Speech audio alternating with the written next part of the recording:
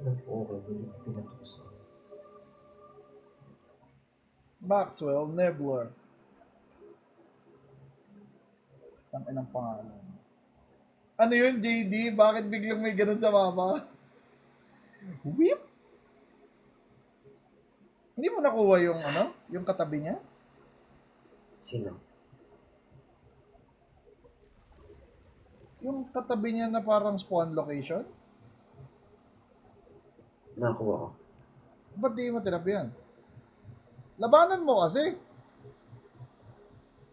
Gagi, 15% na lang buhay niya, pre. Ayaw niya, ayaw. Hindi siya pupasok sa ball. Sol! Ba't di mo gamitin yung Sol? Oh, hell no. The fuck? You're supposed to use it at the right time.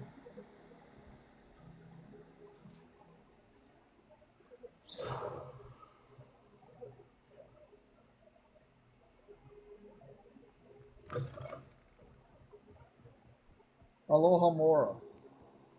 Aloha Balls. Testicular torsion. Oh, wait. Saan ako ba? Did I go the wrong way?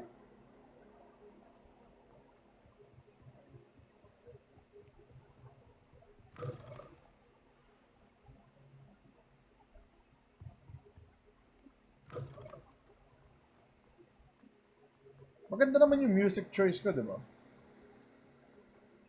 Sa mga pinapost ko na TikTok. Ah, oh.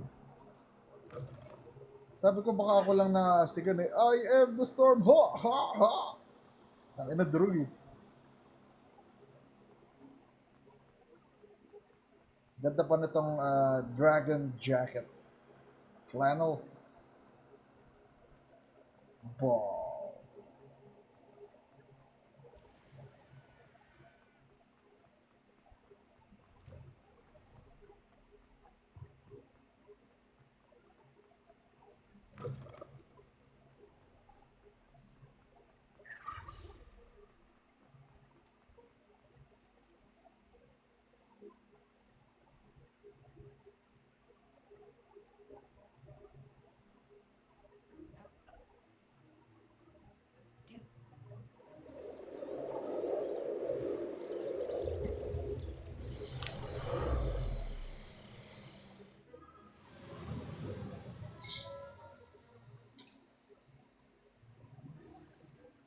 Now, if you wouldn't mind humouring me for a moment, see if you can remove the moon from statue.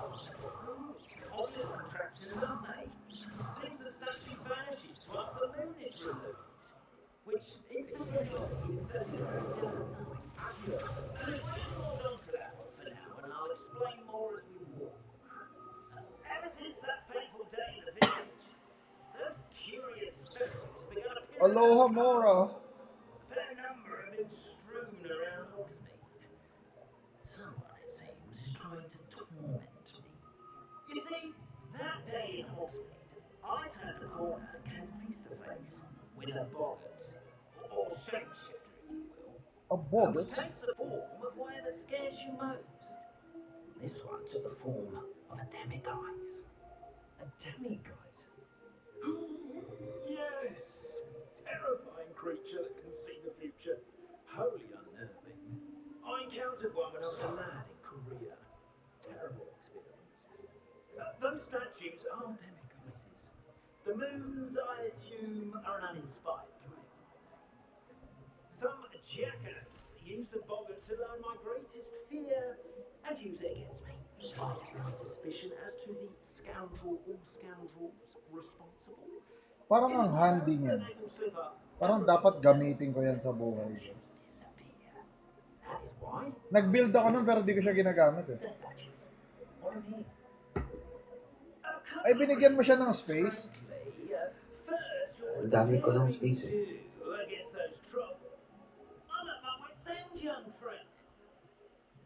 Like, nasusuplayan naman yung dapat suplayan. Aloha, aloha.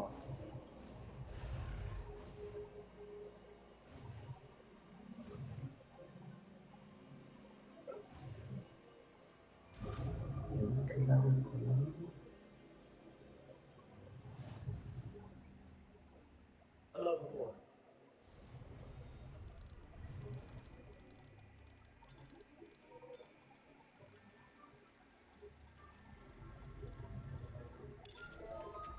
Rebellion done. You're in. Remember, use a disillusionment charm so no one claps eyes on you. Restricted area of the castle.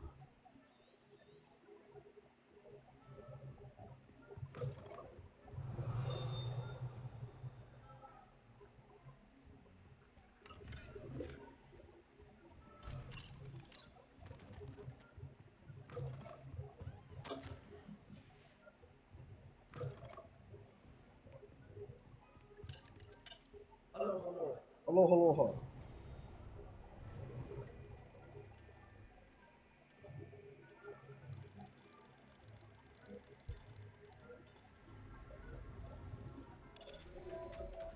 This is the easiest shit ever. Revelio.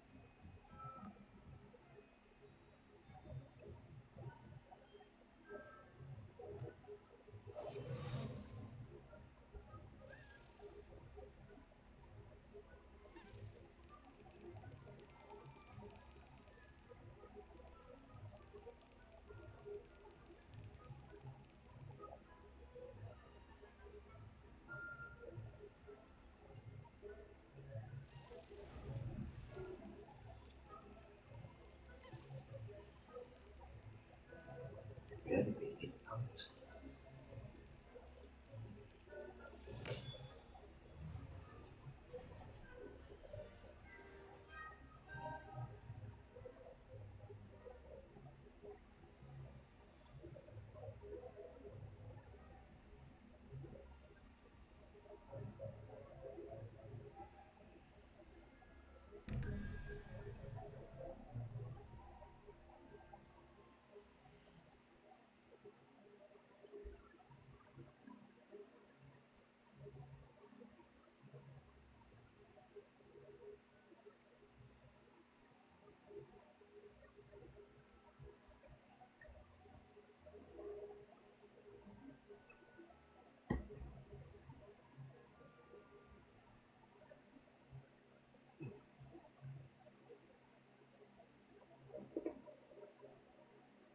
Aloha. Aloha.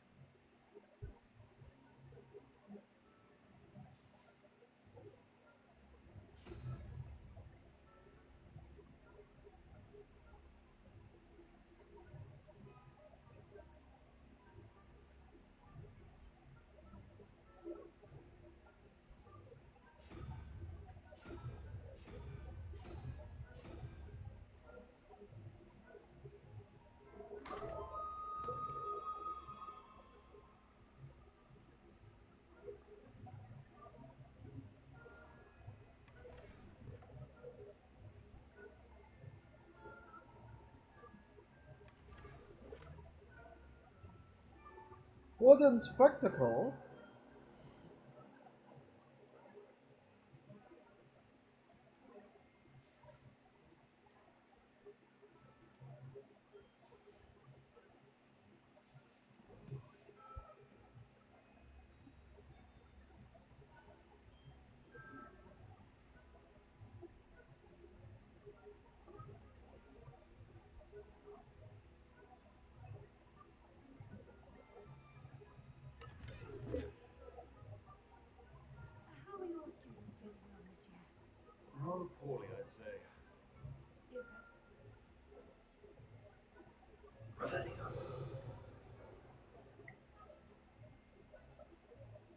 Incendio. Habibi. Shabubidi. Free Shabakidi.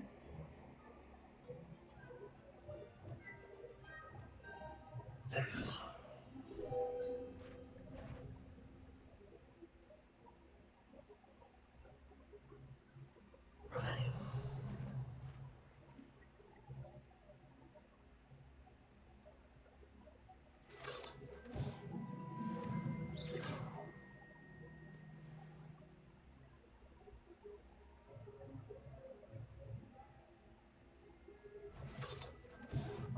What trickery are you up to? Chicken into the balls. Oh.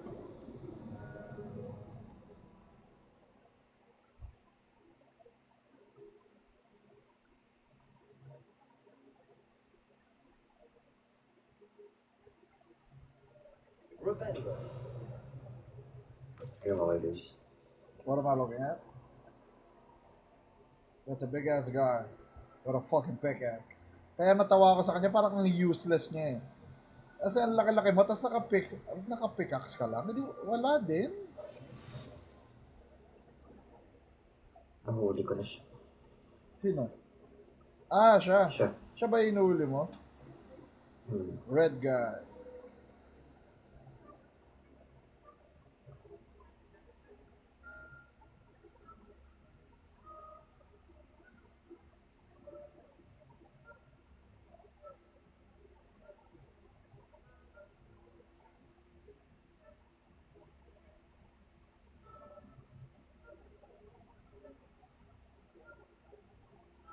Revelio.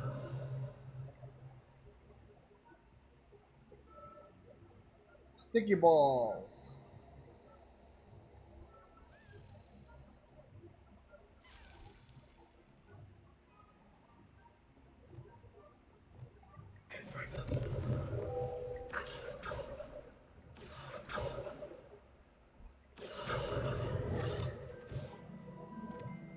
Confringo.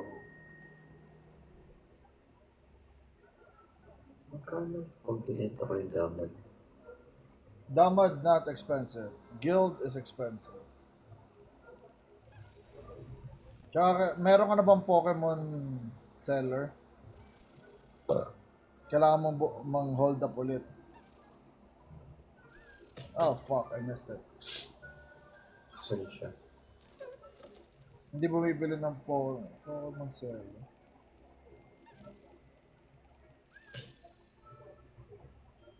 Dito. Hindi, di man seller yan eh. This must be the prefect's bathroom. Like PAL merchant mismo. Hindi kita mabigyan ngayon kung saan. Alam ko walang merchant dyan eh. May mga wandering.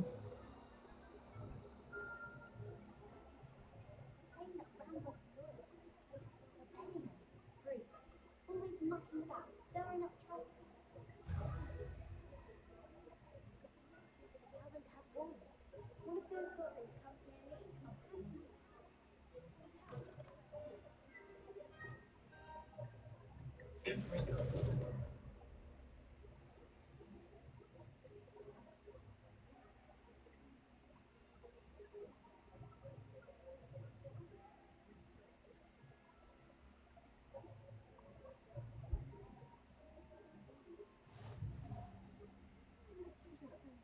On account of my venomous tentacular. Not at the moment, no.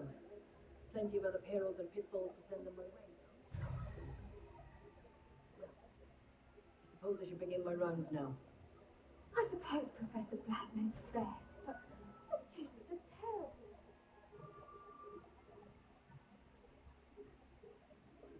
Quidditch is cancelled? No. Quidditch. Di ba may taong kamo dito? Yeah, along the water. Yeah, like, just go straight down. Kung saan unang may nakitang sand. Diyan ka actually makakita ng Dumud Guild. Dapat. Down! That's not down. Where are you going? Oh yeah.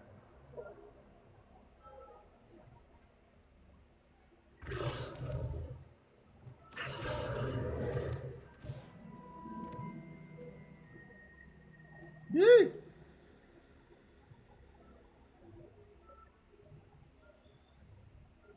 Do do do do do do do do do do do do do do do.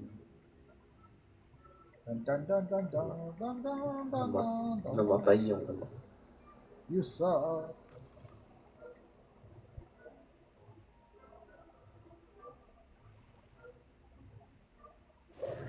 Hello, Mr. Moon. Oh, goodness! Of course, first suspected Pip, but then decided I had. It's definitely.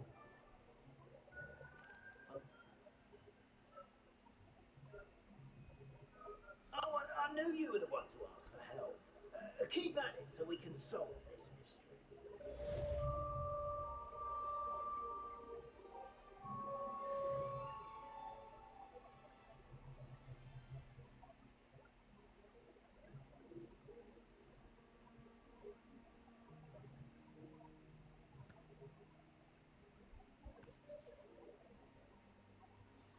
Have you found any more of those cars?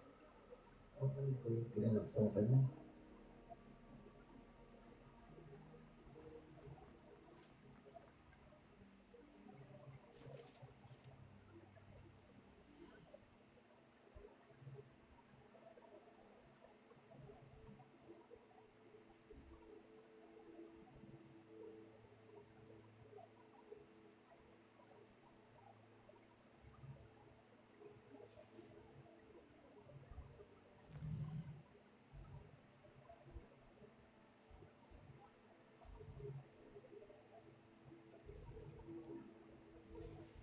Sige.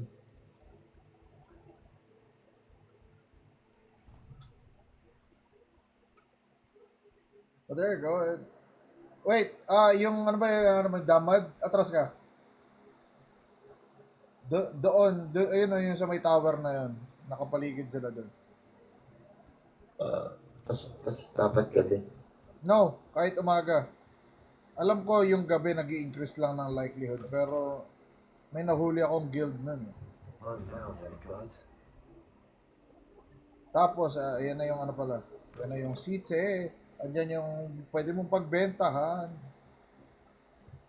Hindi ko alam kung yung red o yung green, but I think yung green, yan, yung total number of nahuli mong pals.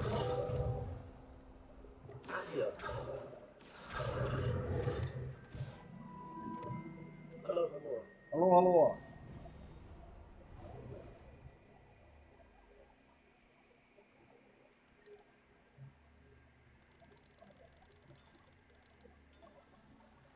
So, pagbibentahan.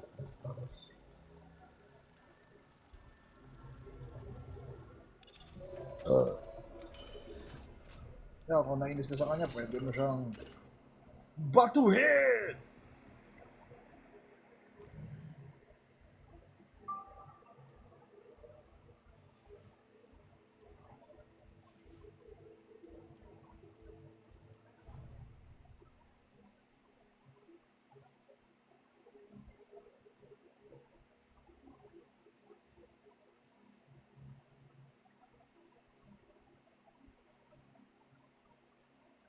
Yan yung nagbebenta ng bala, JD. Oy, Athena, what up, boy? Yan talaga hindi mo kailangang ever and ever. Amen. Hindi mo na kailangan mag-craft ng bullets if you are not into it. You can just buy it.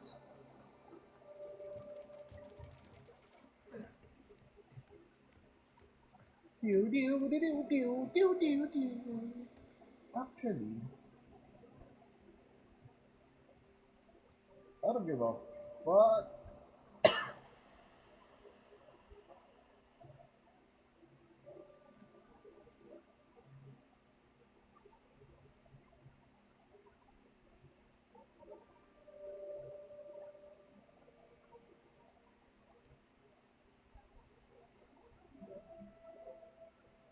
Dahil gusto ko mag 100% ng everything.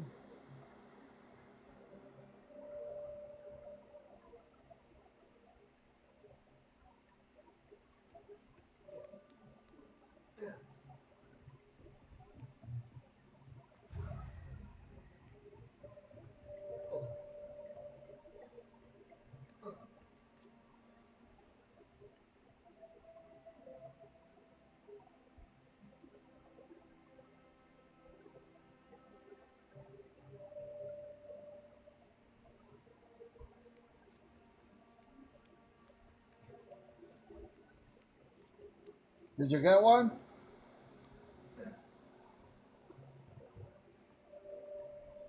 Ba't wala nag-i-spawn sa'yo? Okay lang yan. RNGesus ka naman sa ibang bagay eh. Malas mo lang wala nagsuspawn na guild. O may nahuli ka na.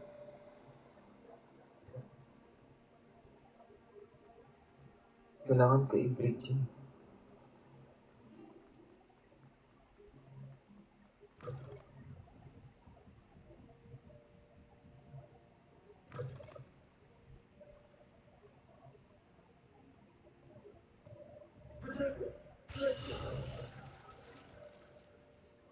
Glacius. Ooh.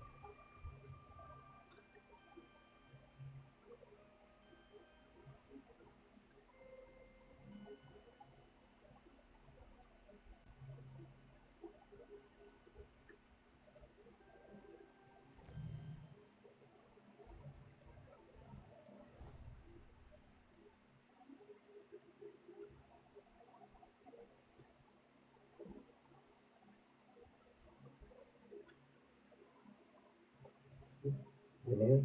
Kailangan ko tumigil. Broadens the mind. Huh? That's good. That's good. Hey, Luis. Night. Good night, boy. Bye-bye.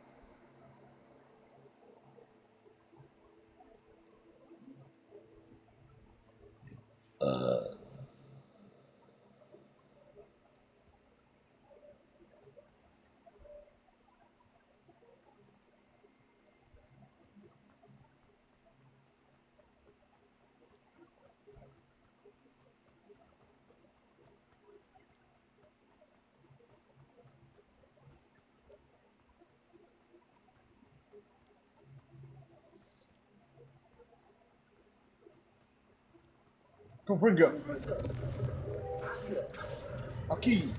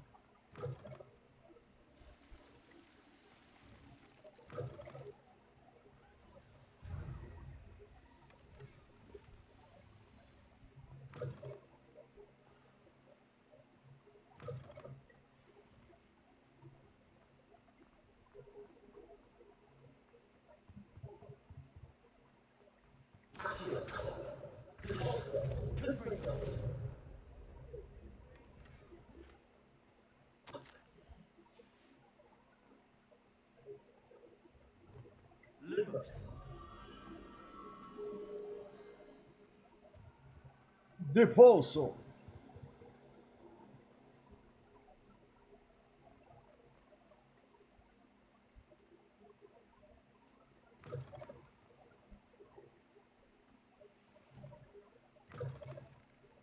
Is it inside? There you go.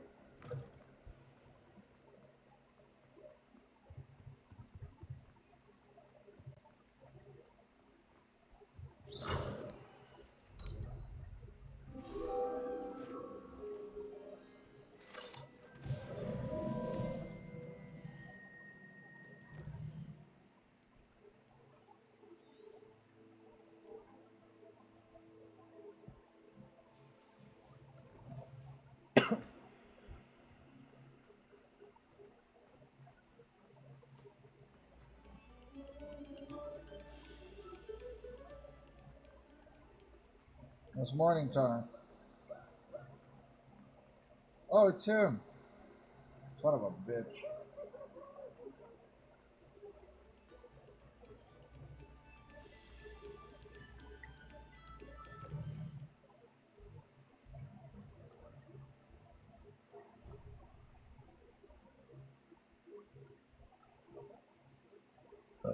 This game is about Harry Potter's world, but I am just collecting stuff to get stronger stuff.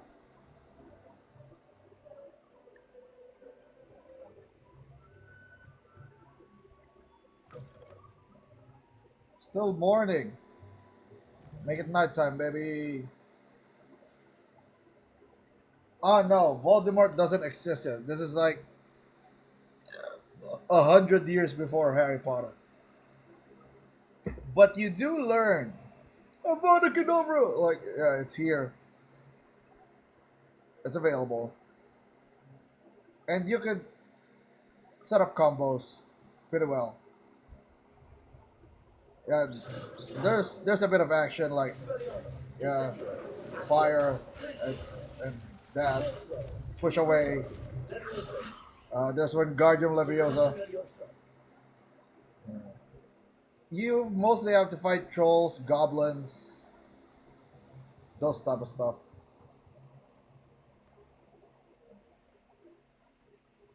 But it's yeah, it's worth it. I like it. What do you have to achieve on this? Ah, you want me to spoil it for you? You're not, or you're not gonna play it?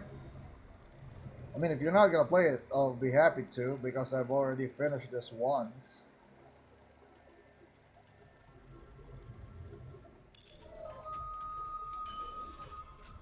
Yeah, so basically there's a what?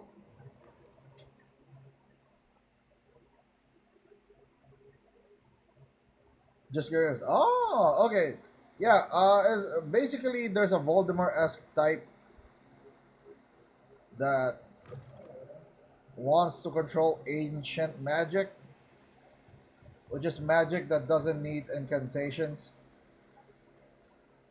And then yeah.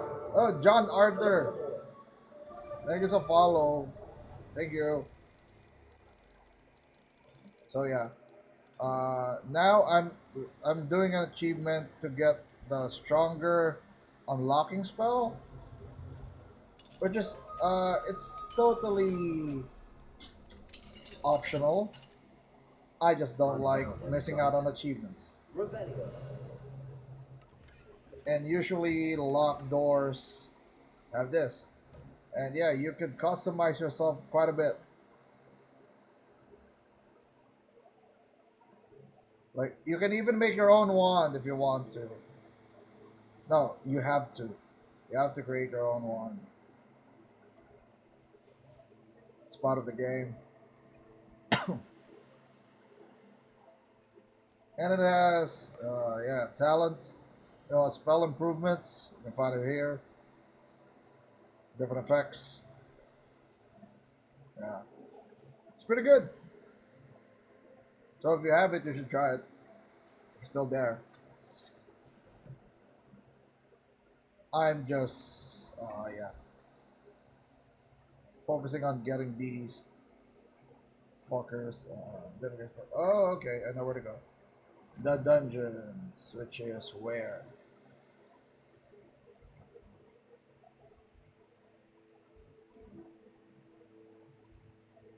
No, not this one.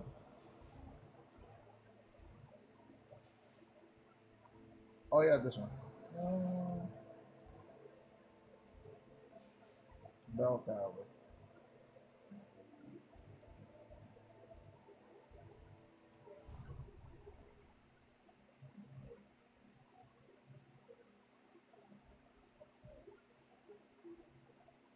Do-do-do-do-do-do. Do-do-do-do-do.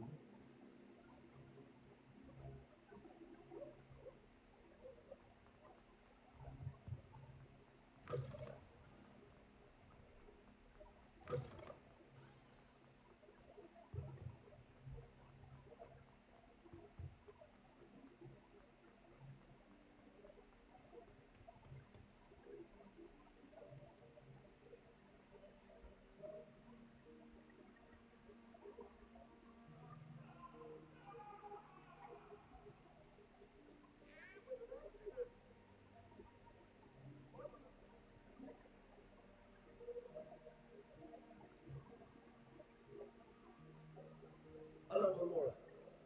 Aloha balls. Uh, what kind of games do you usually play? So I can find some suggestions for you. I'll take a look at my Steam library. It is long. It's kind of hard. Long and hard. Well, it's hard if you put the difficulty up, but not really hard if you just want to play it for fun and just skip what I'm doing, you can definitely do that. So yeah, once I get your preference in games, I could give you a lot of suggestions. Not a lot. Some. I have some suggestions.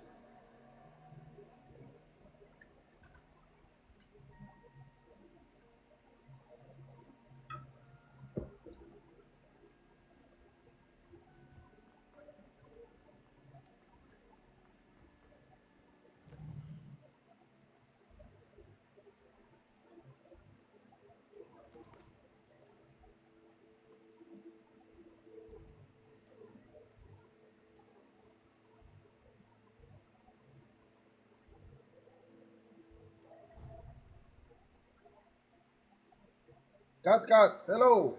Good morning. Salamat. Narinig ko kayo ni ako na kanina eh. Ding, ding, ding, ding, ding, ding. Spider-Man 2. Oh, uh, based on that, if you want action games like that, I mean, the closest one is Batman.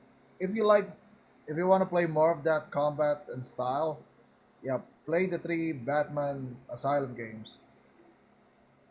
Arkham. I mean, the best one is Arkham Knight.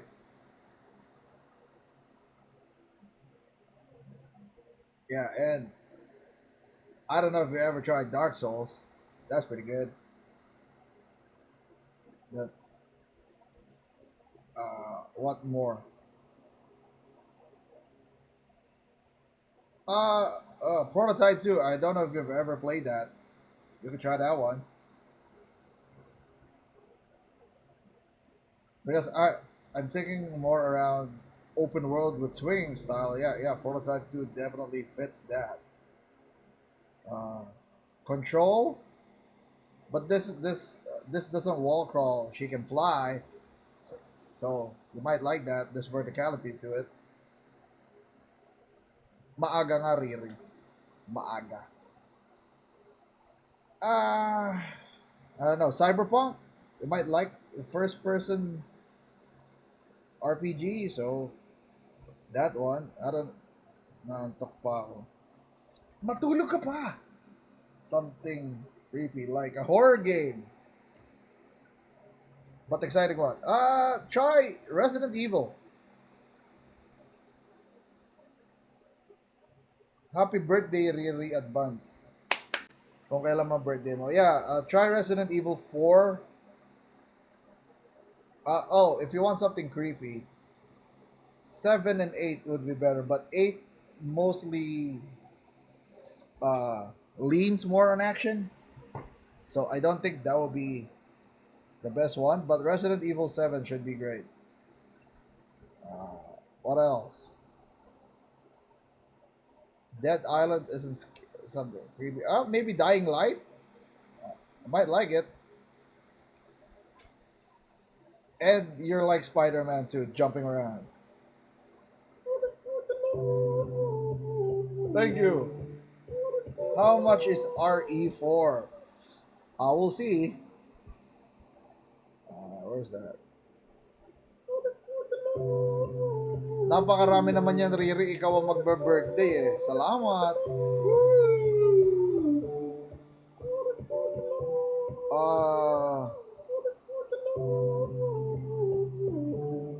I don't know where you are, and I don't know if you're Filipino or something, but I can show you the price. This is around, I don't know. How much is this?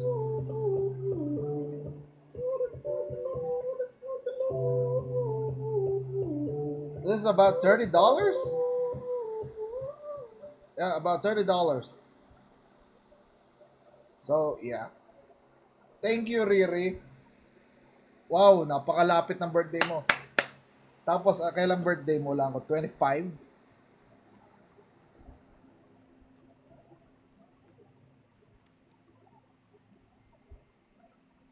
Ah, 13.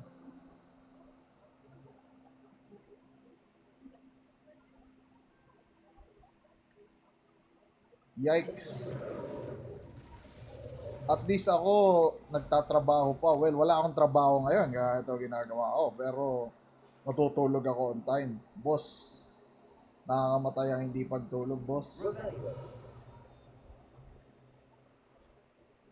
Good night, good night. Thank you sa gifts. Sobrang appreciated. Pagpalain ka ni Lord. More birthdays to come.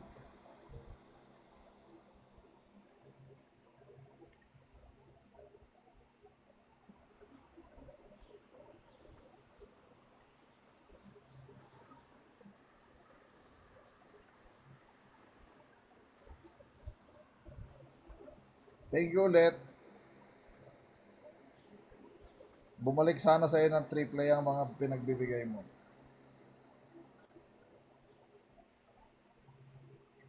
Oh, this looks like it. Oh, found it. Give me down.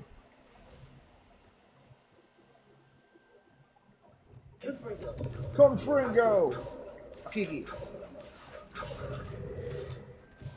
Yo. Level 23, bitch. Aloha.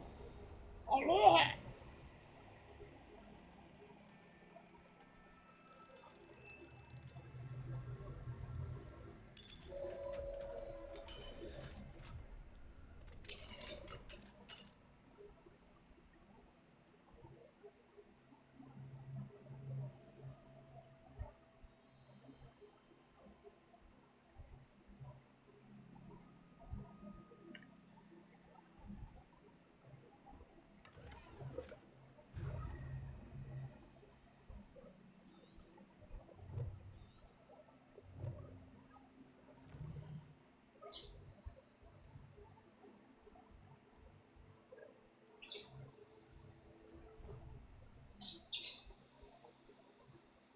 Dope is good, you know.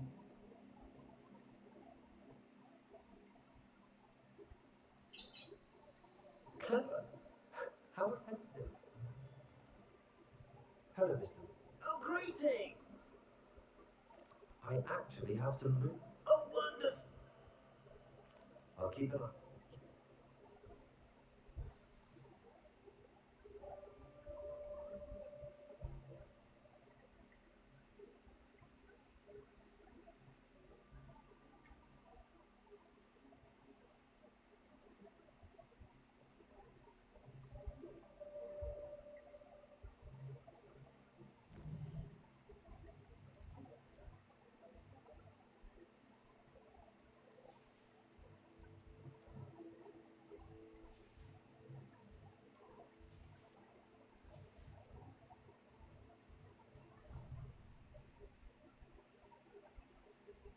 Oh, well, good luck to you, man. Enjoy playing, and I hope. Well, no, you will enjoy it definitely. It's one of my favorite games. That's why I don't know if you could remember it. I platinumed that shit. So yeah, good luck to you.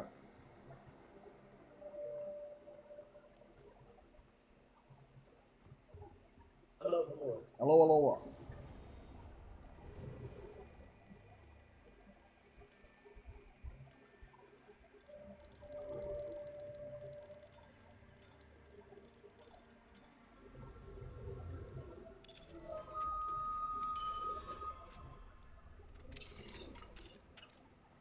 Revelio. Phasmophobia? Nah, I don't have the patience for it. I saw that. What? Did I miss one?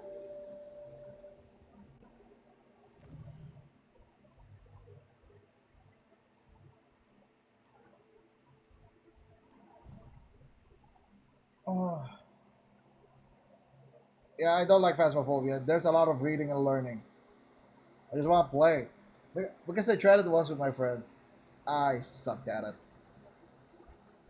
I didn't know what the fuck was going on because it was mostly there was a haunting because they were able to like identify what the ghost was like a few minutes. So that was weird. What? Did I miss one?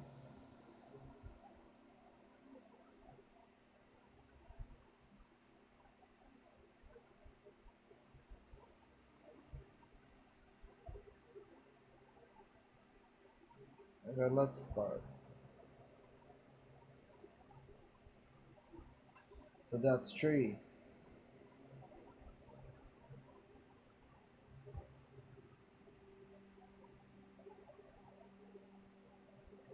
It's a Professor Fig's office.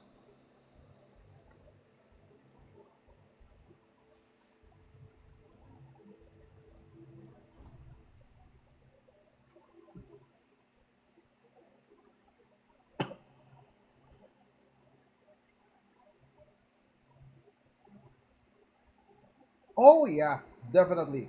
I played the old ones. I really love those ones. Yeah. Revelio. I can't promise you anything, but I can add you on Steam.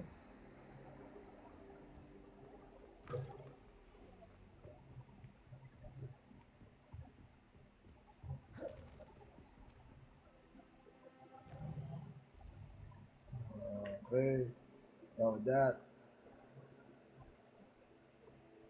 Done with that. I'm pretty sure.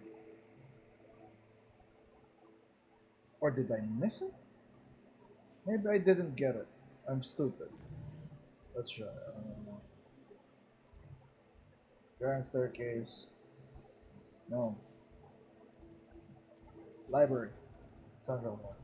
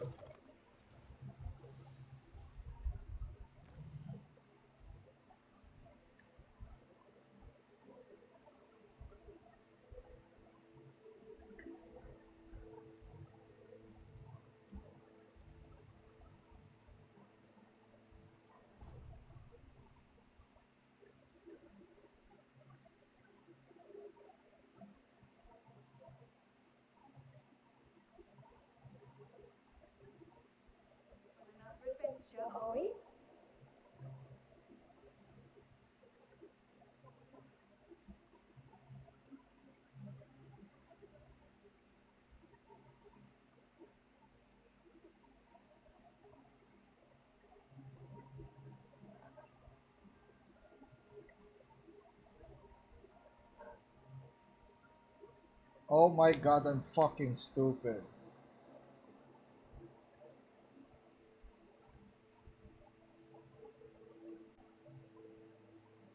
So that's one.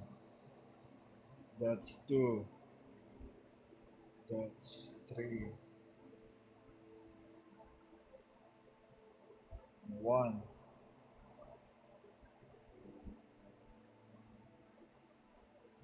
two, three, four, five, six, seven.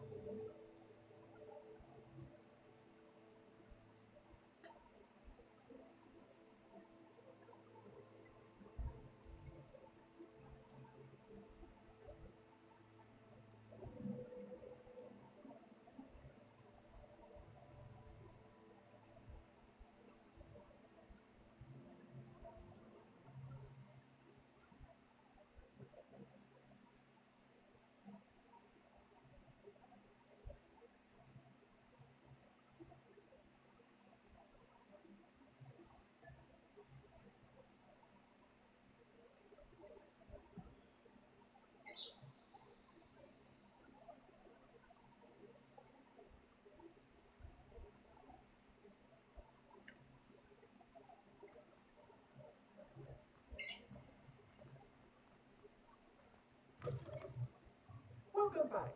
I've placed a special price on the broom upgrade for you.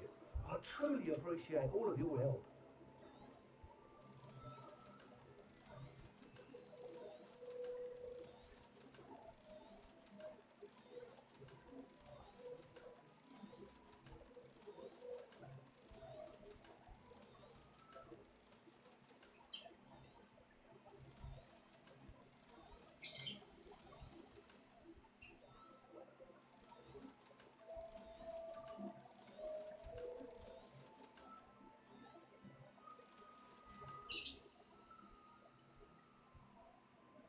I must tell you, I forgot.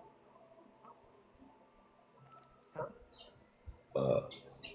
report back as soon.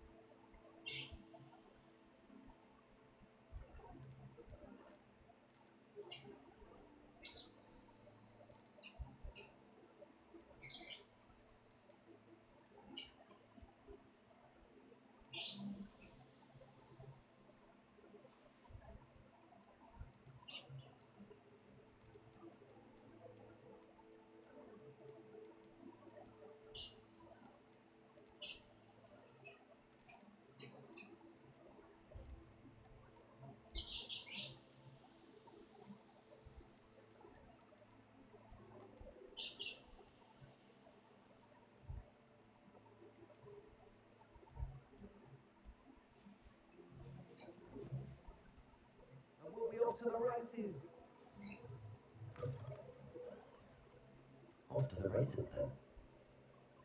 Revelio.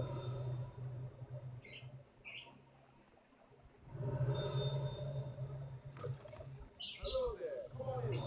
Plenty to look at here.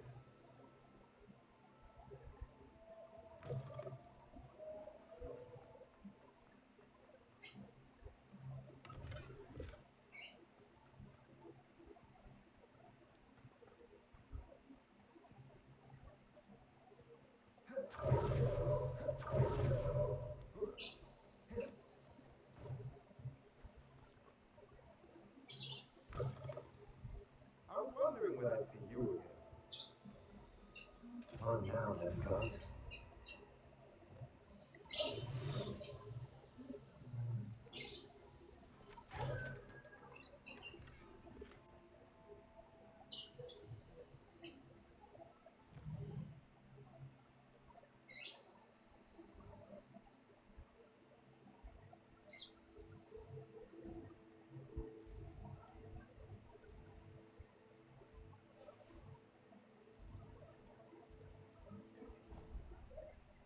Why? Why? Tell me it's the human nature. Why? Why?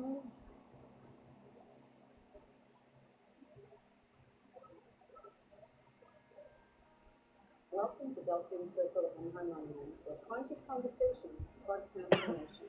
I'm your host, Delphine Towns. Let's jump in. It's now time to welcome Stephen Bonnell, known to millions as Destiny. This man is a trailblazer in the world of digital discourse. A big thinker and streamer who's made it his mission to elevate public conversation. Stephen challenges echo chambers, calls out misinformation, and brings logic and evidence into spaces where emotions often dominate. Today we'll explore what it means to think clearly, speak truthfully, and connect meaningfully in a divided world. Welcome, Stephen. Hey, thanks for having me. I am so happy that we get to reconnect. We had hundreds of thousands of views of our first interview with lots of hilarious comments.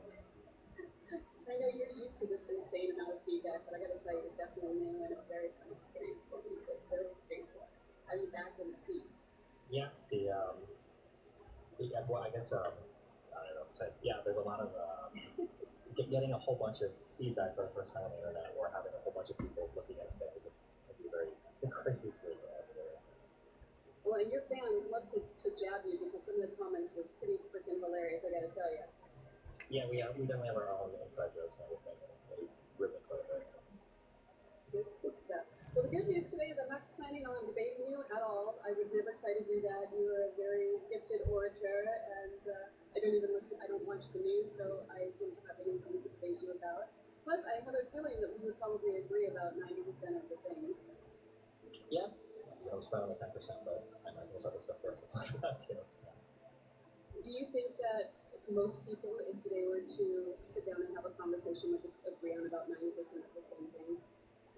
I mean, it depends on how far back you go, I guess, in an argument. Like, I think at the most fundamental form of an argument, like 99% of people are going to agree, but then on how that plays out, sometimes we start to see differences.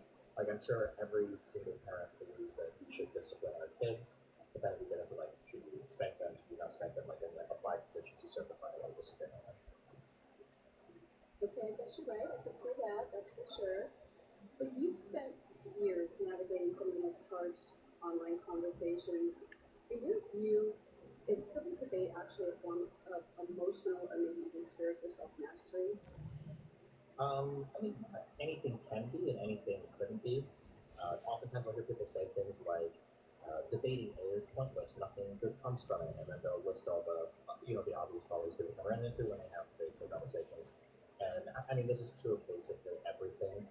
Like doing homework or reading a book can be very incredibly fruitful if you are good at taking notes, if you can contextualize what you're reading, if you know what you've read, or if it's a waste of time. Everybody's been in school where you read a page and then you flip the page and you don't know whether you just read it all. So at its best, I think the debate, Aloha.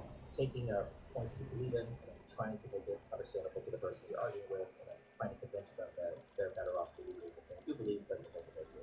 So it's high spot opposites. Oh, absolutely. My question, really, though, that I keep coming back to is... Oh my God, kailangan ko nga talaga siyang gagawin.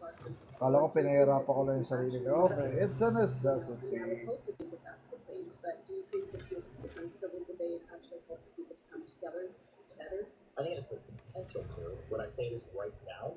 Probably not, but I would say that, like, I don't think the news or the media is helping us right now, but news or media in general is incredibly important. So, yeah, I think we have issues, but I think it's not necessarily pertaining to debate itself or news itself. There are other weird things, I think, that are happening right now that are kind of messing everything else up, I think, and making it harder for these things to be effective tools to communicate with each other. What are those things? I would say that we are living in very different realities right now. If you come to the table with just a totally different set of facts, then it becomes impossible to argue a particular applied position. Sometimes, if we have opinions, let's say we both have strong opinions on illegal immigration, if I come to argue that opinion and I think that there were 3 million illegals if 3 million illegal immigrants that came in over Biden's 4-year presidency, and you think that 30 million came in over Biden's presidency, it's impossible to kind of agree on any type of prescription or any type of solution to the problem because we don't even agree on what the problem is. So just take that and apply it to basically every single issue that exists, and I think it makes almost all forms of communication impossible to live in totally different worlds.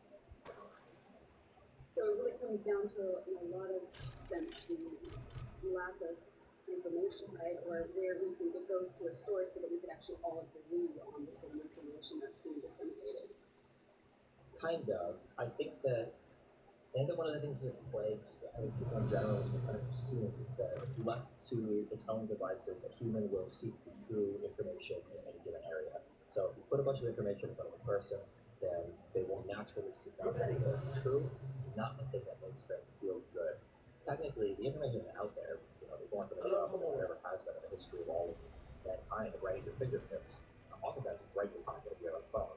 But the problem is that people just assume that they'll naturally come upon that information and know what the correct thing is. But the reality is we take this stuff that makes us feel good or satiates some other basic need of ours. And as a result of that, we end up growing in different directions and in a different world than we realize it's happening. Yeah, we talk about that in coaching, that our brain is basically wired to filter out the information that doesn't agree with our belief system and to focus in on the information that does. So it's kind of like it's not necessarily truth that we're finding, it's information to support our opinions, right? Our belief system. Yeah, but it's very hard to make people understand that. Or sometimes I notice that like call it politics brain, where they'll be a normal functioning human being that will apply critical thinking in all these areas, but then as soon as it comes to some political issue, their brain shuts off, and all of these ordinary epistemic defense mechanisms, these things that we normally take on, we're like, oh, okay, maybe I should spend a little bit differently, or maybe I should take it outside here, those just completely go away, and it's so one-dimensional as to what's going on here. So I've seen that in in action as well, so I'm going to totally agree with you on that point. So it's been said that misinformation isn't really about facts, it's about emotion. So what purpose do you think misinformation fulfills? Because we know that there's a lot of it being perpetrated around now. And how do we rise above it? Was there a way? Yeah, I mean, it starts with two things. One is recognizing what I said before, that people are not naturally truth-oriented machines. And then the second is, like, you always have to ask yourself, What the fuck? the person that I'm speaking to, or the person that I'm listening to, Oh, I'm too far. what are they making money doing? And what's the goal of this person? If I go to school, if I go to college, I would imagine the goal for them is to educate me. And then I could check, like, does that make sense? Well, if I go to school and I don't learn anything, less people are likely to go to that school. The degrees are going to be worth less. The school will lose prestige. In either scenario, this is accreditation or whatever, right? But it seems like that lines up pretty well. But they have to educate me at least enough to know the material to pass the test. And it seems to be pretty obvious. It seems like the incentives all line up there. It seems to make sense. When I go online, for some reason, people will look at a guy doing YouTube politics or a person on a media channel, and they look at what's this guy's goal. And it's like, okay, his goal is to tell me the truth. It's like, well, if that were the case, if the person had let's call it an inconvenient truth, okay? So personally, I'm pretty left-leaning, but I'm a big capitalist. Let's say tomorrow I read a huge study that proved once and for all, a super socialized economy is actually the best way to run the economy. Well, let's say that I ran a right-wing media company, and I just read that study. Am I really going to turn my channel on tomorrow and say, hey guys, I know that we're all right-wing, I know that we're all capitalists, but I just read this huge socialist study, and I'm going to become a socialist now? Well, probably not. I stand to lose a whole bunch. I'm going to lose a lot of audience, I'm going to lose a lot of money, my coworkers are going to be really mad, audience is going to be upset. Like, the incentives there are not lined up to deliver a truthful message, because at the end of the day, there's not really a reward mechanism or a punishment mechanism for me telling you something that's right or wrong. And there's not really a reward or punishment mechanism for you learning something that's right or wrong, because you can go around believing dumb things your whole life and never really have a consequence for it. Right? I'm not educating you to do your job. These are just like political beliefs, and for a lot of people, they don't play out in a realistic way in your life. So looking where the incentives line up, I think, are really important. So that the first thing is understand that we're not naturally truth-seeking machines, and then the second is understanding that content that's being fed to you doesn't have a strong desire to be truthful. it has a strong desire to make you feel a certain way when you watch it. I think that's so true. And do you think that we're becoming more truthful as a society or less truthful as a society? I mean, I practice something that I call radical honesty. A lot of people call it radical honesty. And it's like I pretty much try to be absolutely 100% honest, even if it means saying something that might be uncomfortable for somebody. I mean, I don't try to be rude, but it's something that I process and it's something that I espouse and I teach in my coaching. But is that something that's important to you, or do you think that that's something that most people find is important in many, many conversations that you have with people? To be truthful or to be Truthful, just to really come from a place of truthfulness. I mean, the problem with truth is that truth is an actual thing, and truth is like an aesthetic. So oftentimes, things will market themselves with the aesthetic of being like it's very common. Some people who are like, I'm an independent or I'm a centrist, and that's to show you that they're above the bias. But they're actually the same with political bias. Like, you know, show me a person who says that like I don't identify. I have to take out political really hard, but like show me a person who's like, oh, I don't identify with either political party. I think they're both the same. I'm a centrist. Like this person, I don't know. Like I can predict like 10 beliefs in this person. They probably think that like the lockdowns were a government conspiracy to shut down our economy. They think that the mRNA vaccines are poisonous, but they also don't take any of the other vaccines now either. They probably think that Andrew Tate was unfairly prosecuted. They probably think that the whole Russia. There's like 20 beliefs that I predict this by saying that particular thing. Even though they're independent or centrist, they seem to map very like orthodoxly. I don't know if that's a real word, but they map onto like a particular type of orthodoxy and believe all that these say is. It makes me wonder like what exactly is going on here. So people will wear this like veneer of truth or veneer of rationality or logic or centrism or whatever. But then when you look at like, oh, how do you gather your media? How do you research for a topic? You know, it's always the same. I read a variety of things or watch a variety of sources to get all the news from Joe Rogan. Or I try to do a lot of research. From not just mainstream media, not even the company on Twitter, and you see what goes on Twitter feed. It's always the same thing over and over again. And I think it's very, very, very problematic. But what I just said there too doesn't even apply to just ordinary people. It applies to the people that are delivering news sometimes as well. So it makes people to argue with who don't have the first basic understanding of a particular story that they have such a strong position on it. Well, I think of myself as a discerning person, but I gotta be honest, I am like super gullible. I totally see stuff, and my kids are constantly having to reel me in. But like when a major story breaks, how do you practice discernment, and how do you filter out the noise? I mean, do you have a favorite news source that you trust? There's a couple of things with this. So the first thing is that people will say things like. I read a variety of news sources or whatever. The reality is when it comes to different types of news, different types of sources are good to read. So, for instance, if it comes to like actual events that are unfolding in the world, most people's reporting is going to be pretty good. And even Fox News, like the reporting stuff to tell you what event is going on, it's going to be pretty accurate. When I'm CNN, Washington Post, sometimes it's reporting events happening, AP Reuters or like Google Study or whatever, but it's going to be pretty accurate. Now, in people's minds, they conflate punditry and commentary with the news. So if somebody says like, "Oh, Fox News or CNN," the first thing you're thinking is like, "Oh, like Jesse Waters or Bill O'Reilly or Tucker Carlson or CNN." They're thinking of like hosts or pundits. Sometimes these aren't the reporters, but so make sure that what you're reading is appropriate. If there's like a new medical plan that's being made based on some research, I know that it's annoying for people, but I would never read any, even science reporting. It's not always the best sometimes. It's almost always better to just glance at the abstract of a paper that somebody was sourcing or referencing, and almost all the time they'll say like, oh, new research out of, whatever university, today found out blah, blah, blah, blah.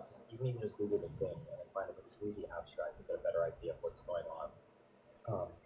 A lot of times I've learned this the hard way. People always say like, well, what's a good way to figure out, if somebody's lying to you or not lying to you? There's really no shortcut for just reading stuff and having kind of a working knowledge in a particular field. And it's funny because people know this based on their job or hobbies. Depending on what you do recreationally, there are things that people can say, but when they say a certain thing, you instantly know, oh, this guy has no idea what they're talking about. You ask somebody, like, oh, you have a mustache. Like, oh, what kind of do you have? It's like, oh, no, I just want to be behind or whatever. like what I don't even know what this person was saying, like, you know what I'm talking about. You know, I mean, this applies to every domain, but there's no way to know these things without knowing like vast amounts of things themselves. So there's no shortcut for reading a little bit and actually understanding, you know, what's going on in a particular place. That's kind of like the broad first thing. For a second thing, there's a lot of like little mental checks that you can try to do to keep yourself honest, and these mental checks are usually involved they're usually involved with kind of combat your own biases. You can always tell if somebody is full of shit if you ask them, like, oh, like, what do you do? You know, are you ever worried that you're biased or whatever? You know, when you go into a meeting, like, oh, no, I try to be as unbiased as possible. And it's like, well, okay. It's interesting you happen to map onto 95% of the beliefs that everybody around you believes in. So it seems like you're probably, you know, slightly environment to some extent. If I am going into an article, let's say that I'm going to read something and I'm preparing something for a debate or whatever else, one thing I'll do with the headline is just like there's a million little things, but like I'll write down, okay, this is a claim. Actually, I'll give a real life example. So I think I said on one thing, Jordan Peterson's daughter, I think, makes some claim about how meat diets are actually things that humans have survived on. You can survive in a perfectly healthy life on an all-meat diet. Now, when I read that, I don't like her. I don't like their political ideology. And the idea on its face sounds really stupid. But it's important for me to keep that in mind because I want her to be wrong on that. I really, really want that. Emotionally, I want that. Which means I'm predisposed to believing anything that says that that person is wrong. And that's important to know because when I go to read about it, I need to know that that's the story that I want. That's probably the one I need to make sure I'm not falling into. And I remember doing a bunch of reading on that particular topic because I was going to tweet search coding it over it. I stumbled across a lot of information. I was like, oh, like apparently there are people that if you eat like a lot of meat, like not just like sirloins or like the pieces that we eat at restaurants, but like liver, eyes, or whatever, like other parts of the body, you actually can survive along with that. So that would be like an example, like, okay, I really want this to be true. I really don't like this person, but I know I'm predisposed to accept information, you know, that runs contrary to that, so I need to keep that in mind when I'm researching, so that I don't fall into like that kind of stuff. There's a whole bunch of like stuff like that that you keep in mind with your research. Oh, Has there been a time, anytime recently, where you genuinely shifted your perspective on something, you know, civil dialogue? I would say that these days it's pretty rare, although I would say it's because I've gotten a lot better at two important things is, well, I think one of the most important things is not to know everything. It's to know what you know and know what you don't know. I think more important than knowing the answer to everything is being able to gauge your confidence in everything. So sometimes when people ask me a question, I might say that like I'm pretty sure that like this is like that, but I'm like 45% confident in that. I'm not like super ultra confident, or I'm like 60% confident in that. And I find that like if you can gauge your confidence appropriately, one, it gives the people you're talking to a better idea of how confident you're in a position, right? So if we're talking about something related to January 6th or vaccines or whatever, like I can give you a very high confidence statement. I'm like 98% level that this is true. But if somebody asks me a question that's totally outside my subject matter, I'll be like, I don't know, maybe, I don't know, like 50-50 on this, I'll just try to figure on it. So one, it gives to the audience how confident you are in a topic. And then two, more importantly, it's very important, we're egotistical, emotional beings at the end of the day, it gives you the ability, or me the ability to shift on that topic later on without feeling like I'm like personally invested and I have to defend this belief. You know, if I give somebody like I'm a 99% confident take on this subject, and then somebody tries to contradict me on it, I'm going to fight a lot on this, but I feel very confident, so I do a lot of reading on it. But if I get like a 50-50 take, I'll say, I don't really know, I feel that strongly on it, and then new information comes out later, it's very easy to change my opinion, my belief, and for the audience to accept it. Well, honestly, that's a great tip for people because I think a lot of times people even if they do have a shift in opinion, they want to save face, right? So going into it, just being very open and honest about what your level of understanding is of that topic is probably good advice for people who want to enter into these conversations. So what helps you stay steady and regulated? Like a lot of the conversations we have are very emotional, or people are very passionate about it. So how do you not allow your cortisol level just to go through the roof every day? Some people are just different in terms of their disposition. I don't know why. Some combination of biology, environment, or something. But I don't know. I've always just been able to kind of like deal with the riffraff. I was promoted very quickly at a casino when I was working at a restaurant over a night shift. It was like dealing with drunks and bad customers. Like it was very easy for me to things just roll off my back. Yeah, I don't know how else to. I mean, I know it works out. describe my emotions sometimes. It's kind of like I have a son who's 14 now, but when he was 5 or 6, like kids sometimes would get mad and they're upset and they're grumpy. So they take him out, whatever, it would go over in like 20 minutes. You know, it's very, in my personal experience, very rare for like a 5-year-old to hold a grudge. Usually they're mad for it and then they go over it. And for whatever reason, my emotions when I'm dealing with other people are pretty similar. Somebody's, irritating me, getting upset, it's, well, the next thing is whatever, it's not a big deal. So I think it helps a lot when going through those conversations. Do you do anything to prepare yourself before conversations? I mean, do you have any like spiritual practice? Do you ground? Do you center? Do you meditate? Do you have anything that you do? Like that, no. I mean, I'll do research and everything for the debate, but I think I've just done so many of these conversations, and it's an environment that I enjoy naturally. That I feel like I don't necessarily have to do that. Yeah, it's an environment that I just naturally thrive in. I feel like grounding stuff or those types of things where you're about to move into something that you're not used to doing, so you have to like take special care to prepare yourself to go into that environment. Like if I was getting ready to have a big argument like a significant other, then I might have to do that because I can't approach those the same way that I would do. And my natural mode of operation is going to be really toxic in that environment.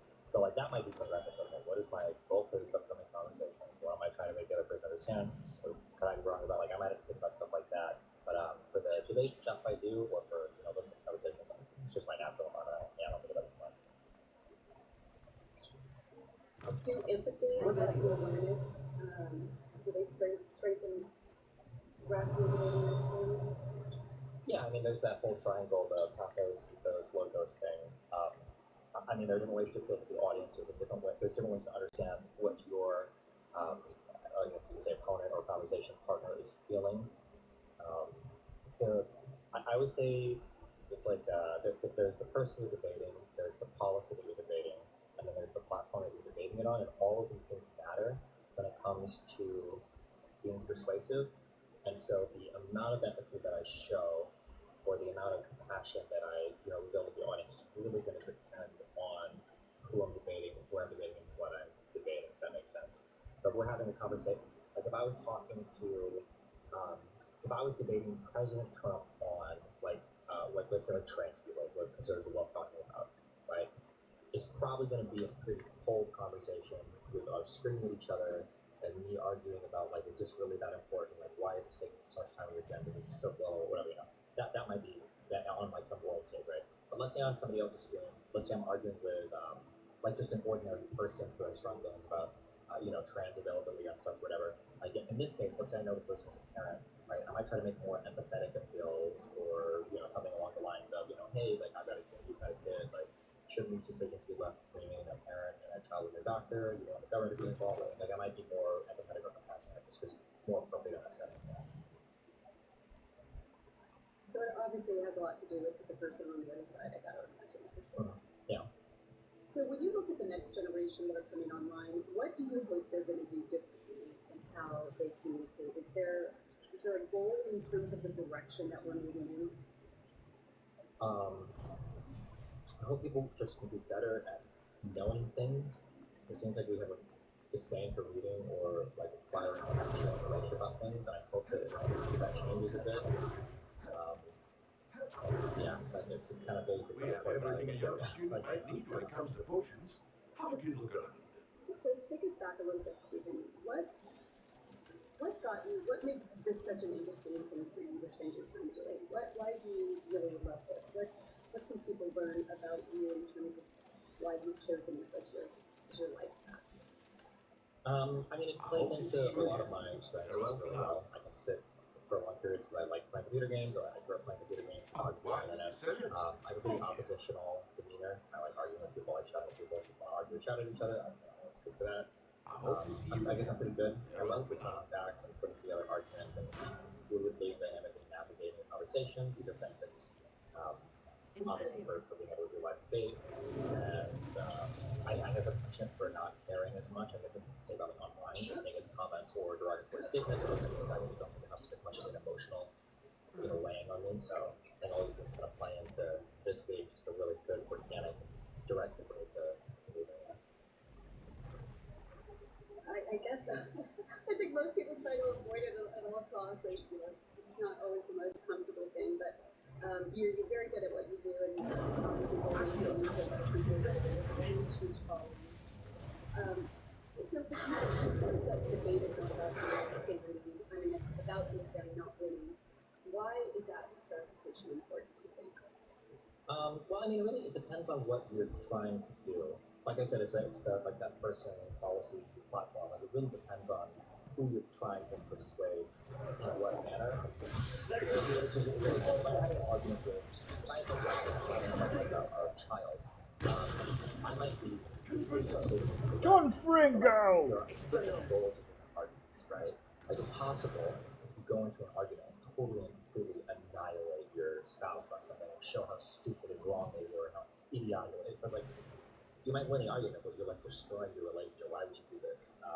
For a variety of reasons, your partner is going to be resentful. They might not agree with you just because now they're being stubborn because you're being a jerk. But there's just that relationship is important. So the way that you present those facts, you have to appeal to them as much as possible. You should you have an understanding of their position as much as possible. And you can argue that whatever you're trying to argue for is beneficial to both of you. And in that situation, having empathy with that person is really important. In other situations, it might not be as important or as relevant.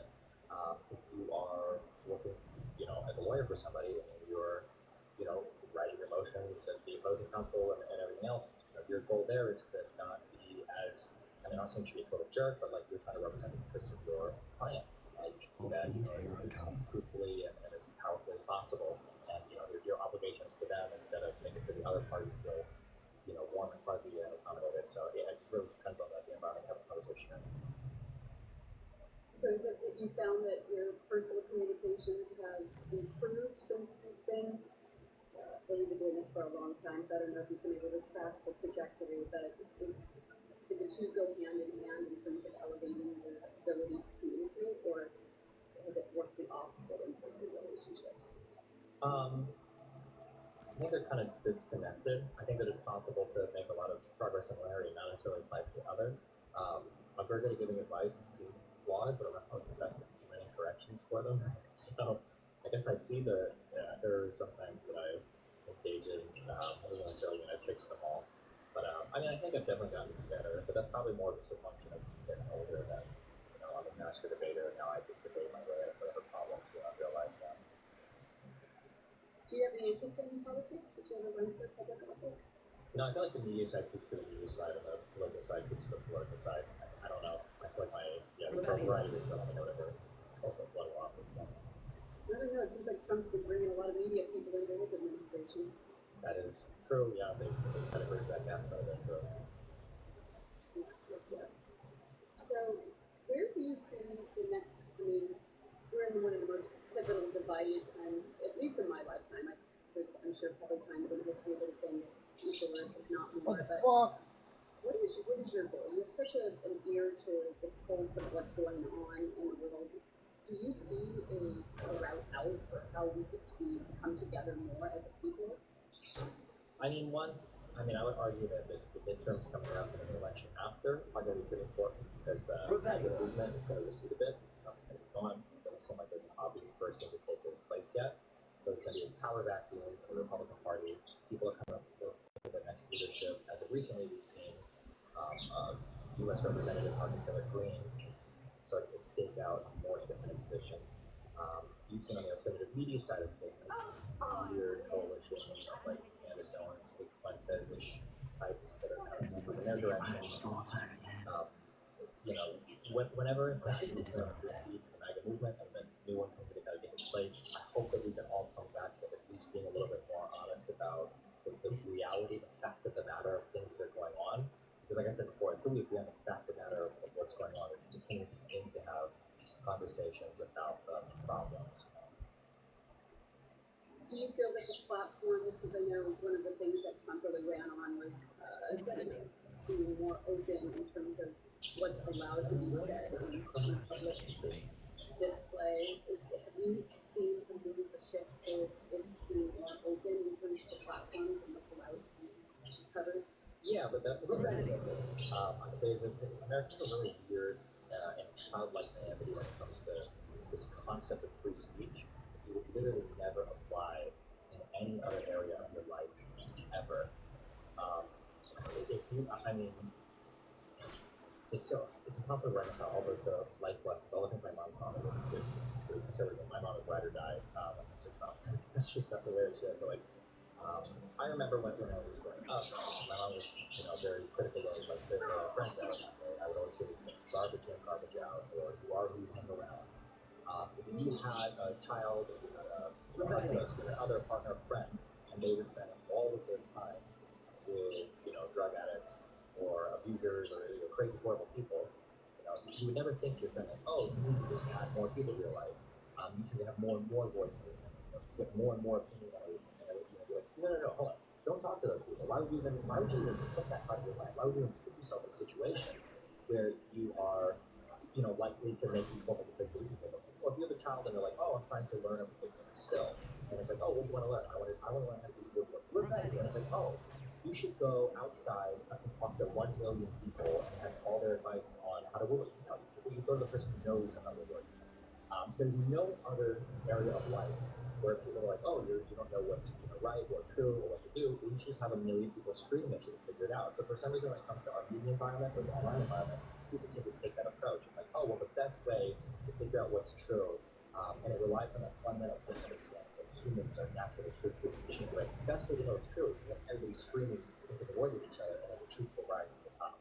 I'm not necessarily saying like, oh, we need to crash out on people speaking like that. I'm just saying it's a very stupid, childlike, naive assumption that a bunch of people screaming at each other will always produce the most truthful statement, because it assumes that there are incentives and there are ways for the truthful stuff to rise to the top. If you can't demonstrate, like, why would that be the case? Like, what incentive, if one guy tells you something that's kind of like an uncomfortable truth, and another guy tells you something that's really, really, really good, why would you assume that one is going to rise to the top over the other? Because there are just so many environments where you see that that's absolutely not the case. Like, you said you do coaching, I don't know what areas of life that extends to, but for instance, I think there's a lot of young men that have issues related to talking to women today. Well, I can go online and I can see 2 things. One thing I can see is that somebody's telling me I need to be more masculine. I need to empower myself by making more money. That's awesome. It feels good. That's sick. I want to do that. It makes me happier anyway. And another guy is like, you need to be able to sit down, talk to a person, pay attention to them, remember the things that they've said, be emotionally reflective, show interest or genuine. This sounds boring. I want to do it, right? So in an environment where those 2 people are screaming at each other, what would naturally rise to the top? Anything that I want to see that makes me feel better, that's like way cooler, who's to say that's the better result? I think we have a really hard time sometimes accepting that we're not naturally oriented towards the things that are correct or true. Well, I would definitely have some opinions about that, but it's a whole other conversation. But let's go back to your point. In the case of Epstein, the Epstein files, obviously this has drawn huge, massive amounts of public opinion about it, and it seems to be fueling the trajectory of what policy is, because obviously it's just passed the House and the Congress. Don't you think that there is a mechanism, though, or a place for public opinion, and maybe people screaming at the internet and getting very worked up does have its place in helping to direct policy? Yeah, it can. This is channeled well. The saddest thing I think is like anger or strong emotions are very powerful motivators, but they have to be working in a congruent direction. Like if you work out or exercise, your heart is pumping.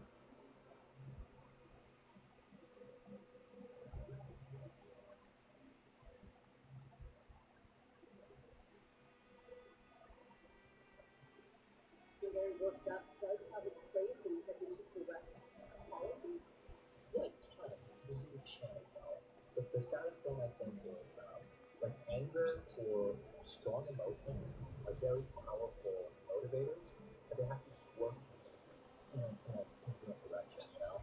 Like if you work out or exercise, your heart is pumping a lot, but like the chambers of your heart are synchronized, they're working well, and in the process of your heart rate increasing, moving more blood, that whole machine is doing something.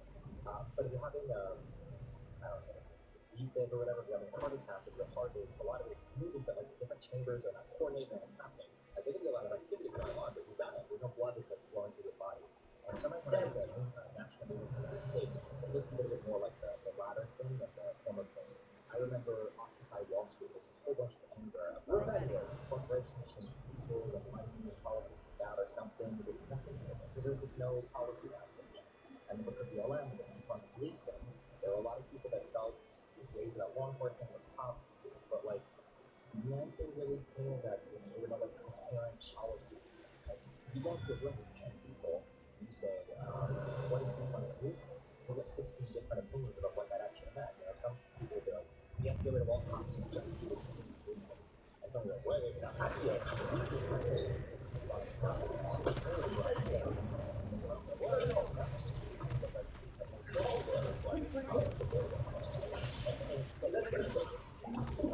anytime you have a whole bunch of big policy changes that come out built on this, but then it has to be paired with an axe. It has to be paired with like a good step in a direction forward, something that anger is like directly doing something.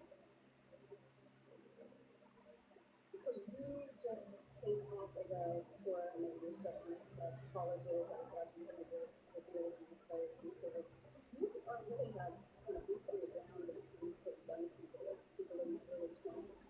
Do you think that, I mean, what's your opinion about this generation that's coming up? Because there's so much kind of conjecture, especially about people who are parents of this generation, of kind of like what is the direction this generation is looking into. Do you feel that there is a cohesiveness, a genuine concern about our policy and where we're going, or do you feel like it's kind of like people are just completely confused, not really knowing what direction to turn? What's the impact of this summarize what you're seeing in this generation?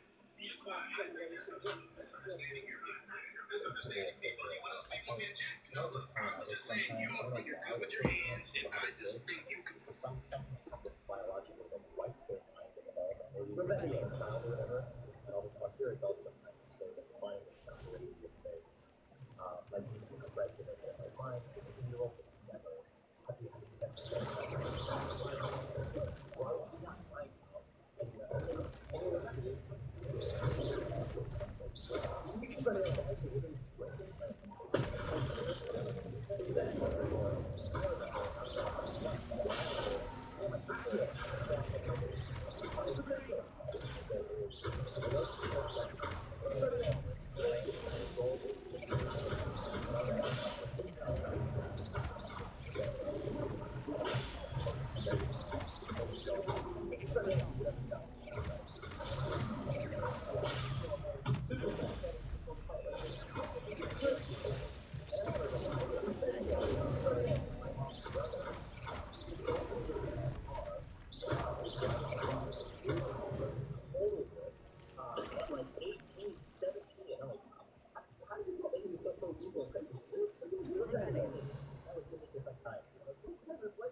So, yeah, I mean, I see people that look at like younger kids and they say all these statements, and I try to be mindful. Like, there are even alcohol at these kids.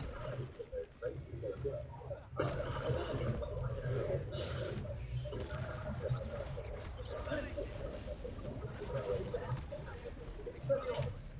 I was going to remind you somebody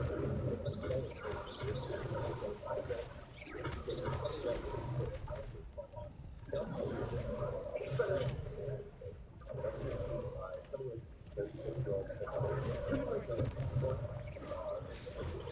I see there's 15-year-old pregnant. It's all like throwing.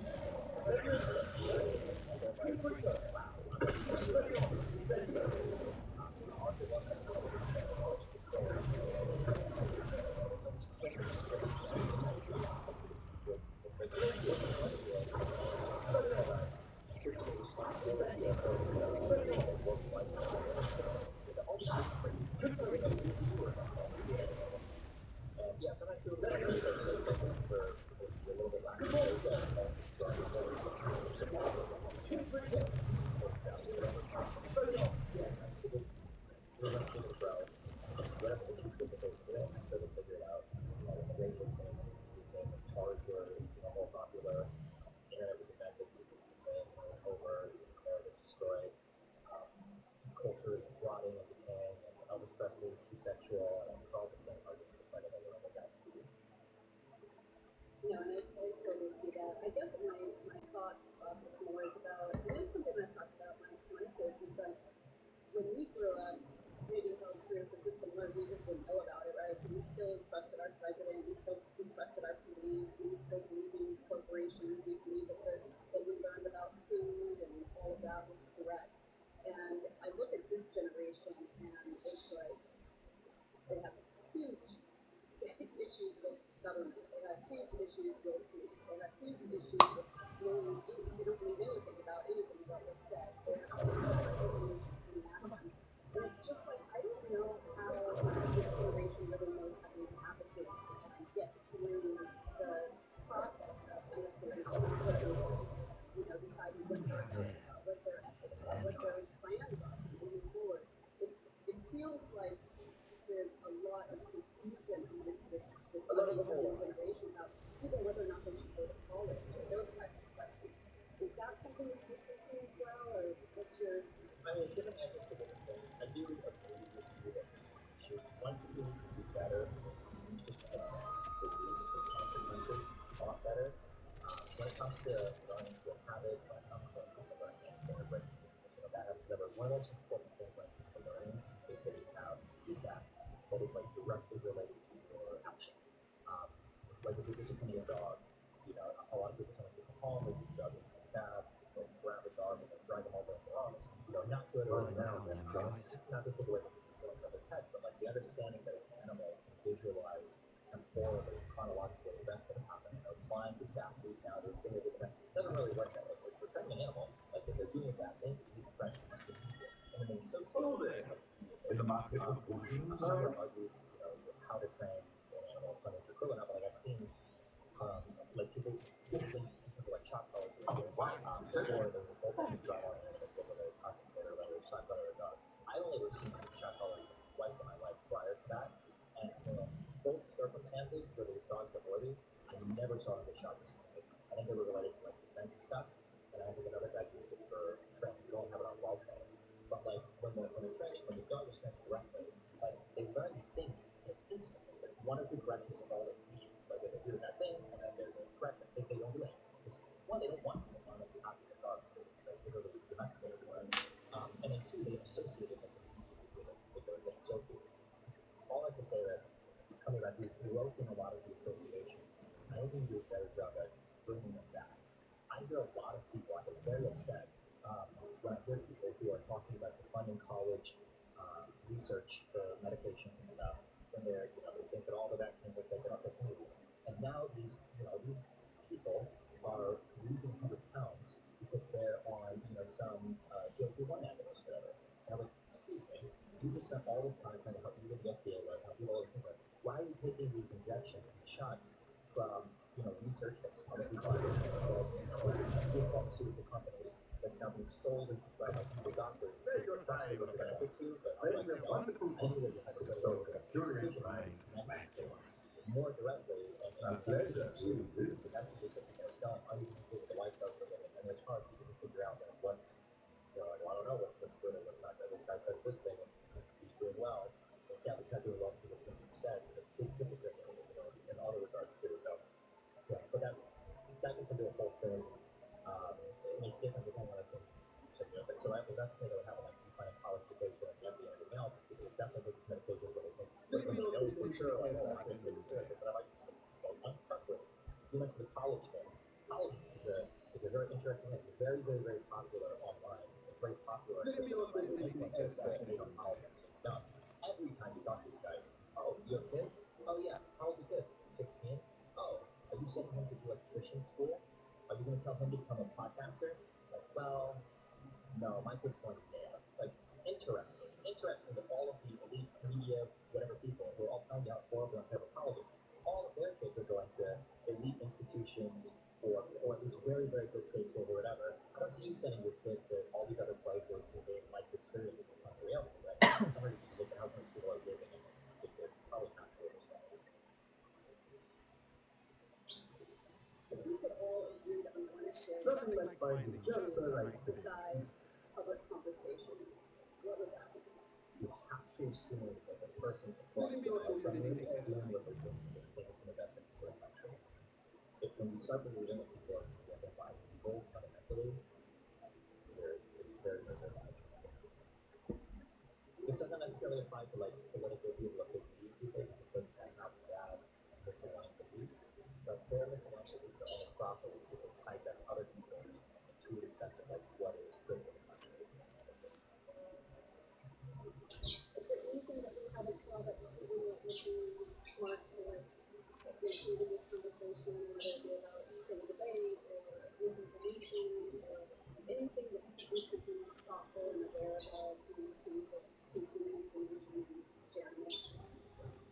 Not that I know. The only piece of advice I give to people is if you're being fed information, then there's no reason to necessarily believe that it's truthful. When I say fed, what I mean is if you go on a platform that is giving you content like X or Facebook or whatever else where it's deciding to show you, and the only thing that you're reading is what it's deciding to show you, be very careful because you are obstructing a one-dimensional view of reality that has no reason to inform what's actually happening because instead people are doing what keeps on coming about this. I'm certainly aware of that. Yeah, I just read about the CIA doing an internal investigation. He said if you wouldn't understand your Messiah, the number one question to ask is your ability to ask questions that you allowed, and if it's not, it's necessary. Right. Something just to prove it, clarification. Yeah, that's what I mean. Just even if people want to find you and more about your beautiful debating skills and see more, what are they thinking? My Destiny on YouTube, Destiny Jonathan, and I'm Destiny. Thank you so much, Stephen. I so appreciate you having me here and elevating our thought process. We're so glad you enjoyed this for this episode of Delphine Circle. Don't forget to subscribe, comment, and share. And for even more connection, sign up for a free community membership at harmonium.com. See you there.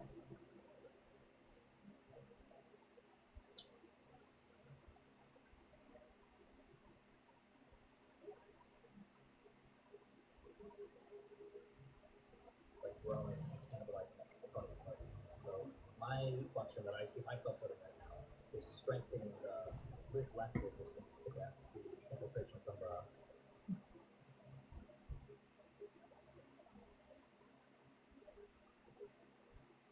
Jesus. Very good. I believe it's very good. Good stuff talking about the broken picture. Okay. There are a lot of things here that I don't have time or the effort to like. Welcome back. Have you finished But with it's just too long. It's too long. I don't besides deliberate movement? now we go to the times that I see just like 4 hours of the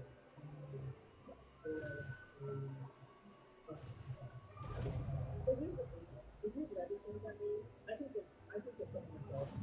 But I don't really like seeing things that are kind of complicated about the people that I use. Very good. Now again, I recommend practicing your spread as much as possible. Perhaps before the disease. These are misconceptions that I believe that need to be addressed. Basically. Keep it like this. I guess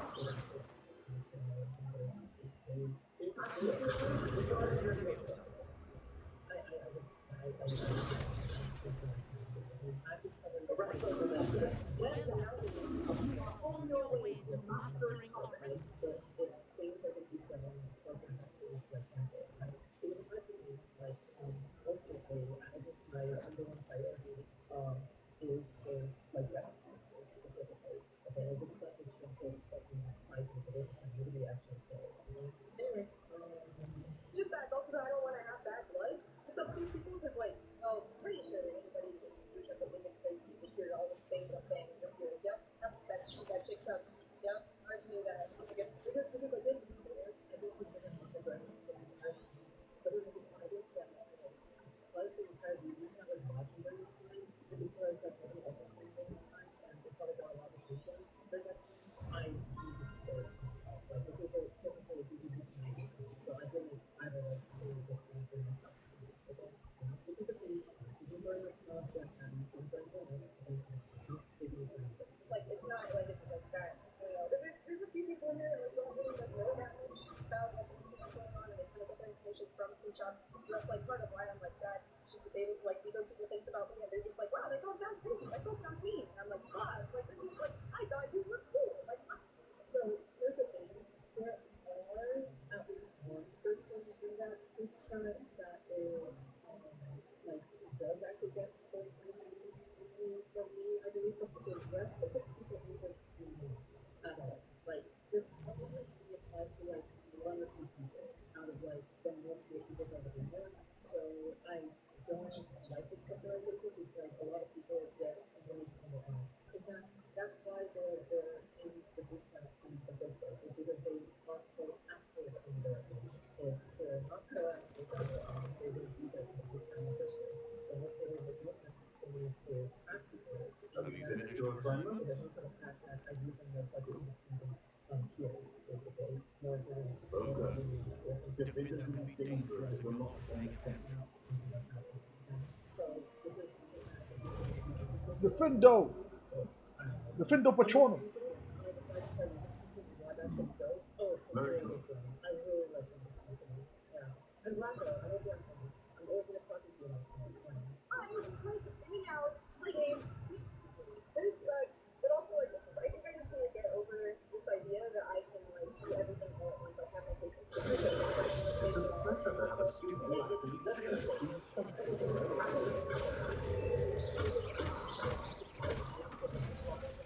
Because she did talk like here and there. Like after the whole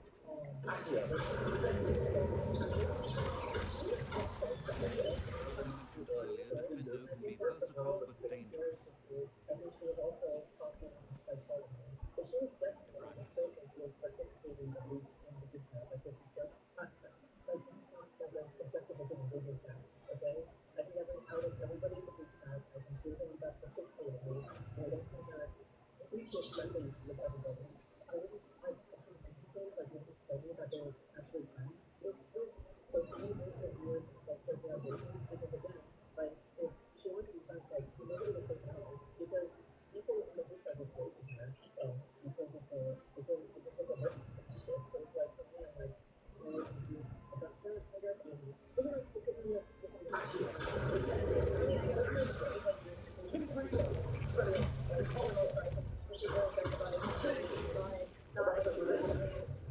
Most people are gonna be swayed by the wind.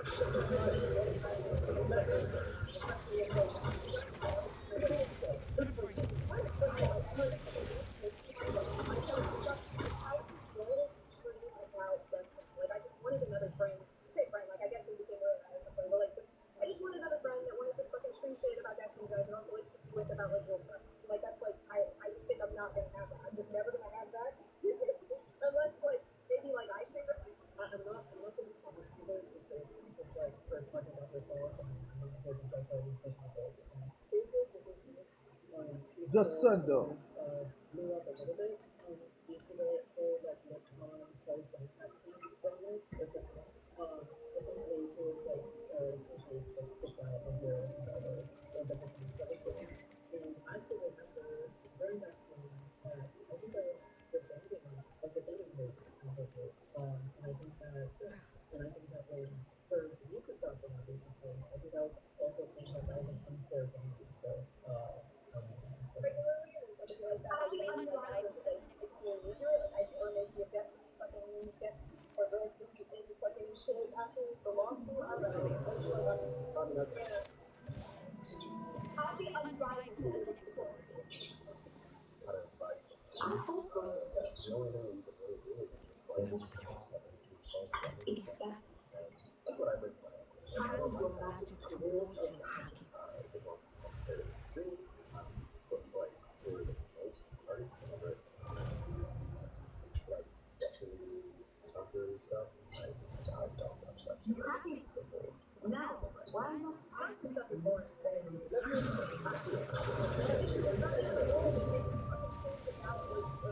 about Destiny and shit that's going on, like other than fucking food shops doing the soccer shit. Like that's the girl that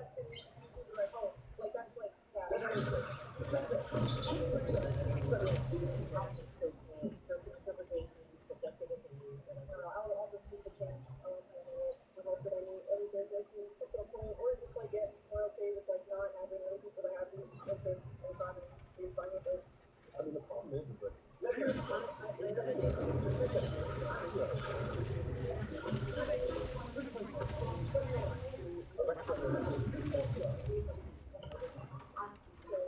here's the thing, okay? Launching goals for out of DDG is something that everybody wants. I think that this is something that Stephen himself has tried to obtain. That Lisa Aragon was essentially taking part now when she was much more active in the G chat. And I think that Lux has been on the DG sphere for a very long time. I have been watching Destiny for a very long time, but I was never an active member of this entire time. So my question is, if you want to see Romans or DG3, I guess I didn't think they ever really do it. Because the thing is like, it was actually harder for me. Do you have a HPF or anything that means? It's actually harder for me to play something like a woman's group because of my reputation and history than it is for somebody with a much cleaner history, much cleaner history of race. Because her history is much more clean history. There's very little controversy there.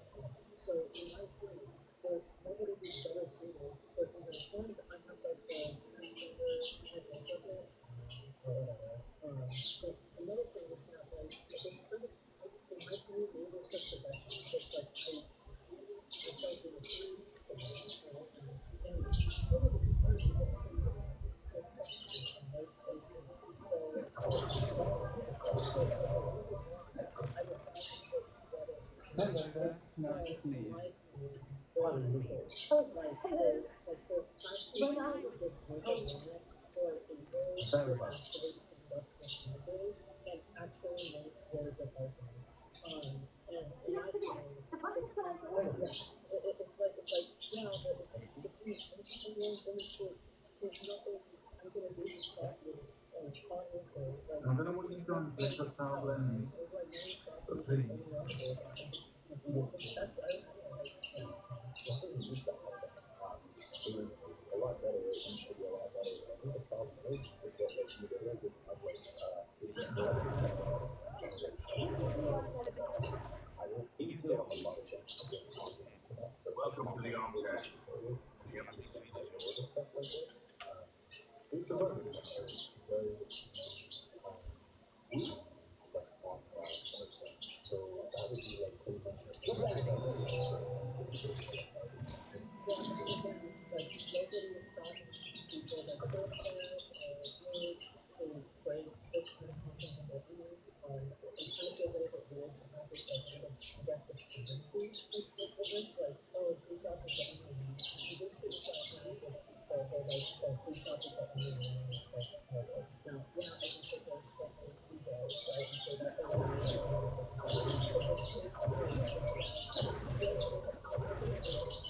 there's a much of a desire to it doesn't work there. It's not like you're trying and most of like this like said himself just now that oh yeah, I don't want to touch the destiny stuff because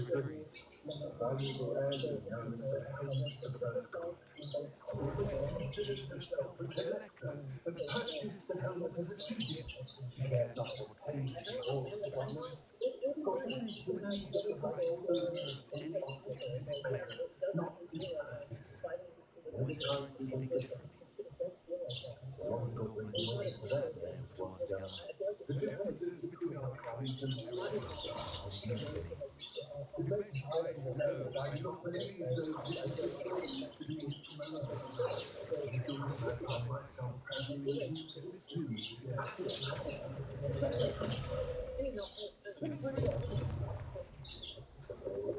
about the space to where he's having a carry relationship with that person. Obviously, do like interpersonal stuff. I don't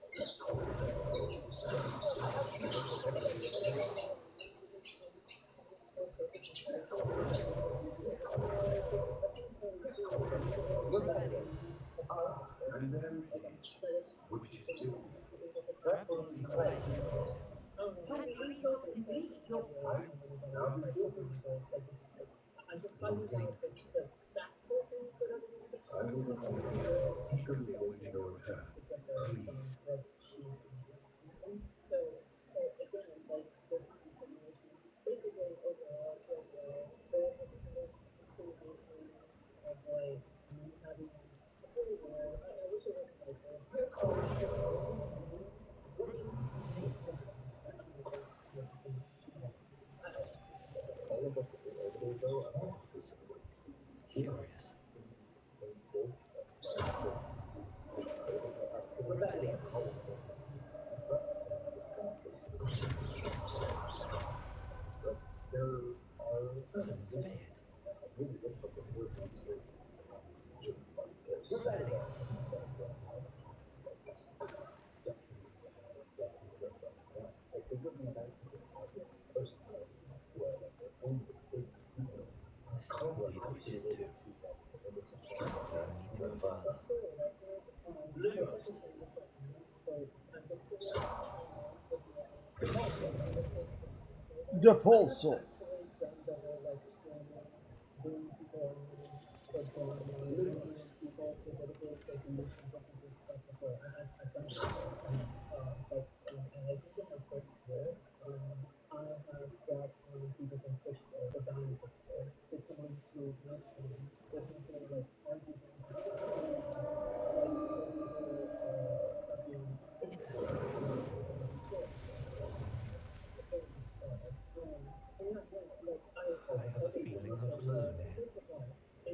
Food for Thought was all about is that they would bring on people from all over the space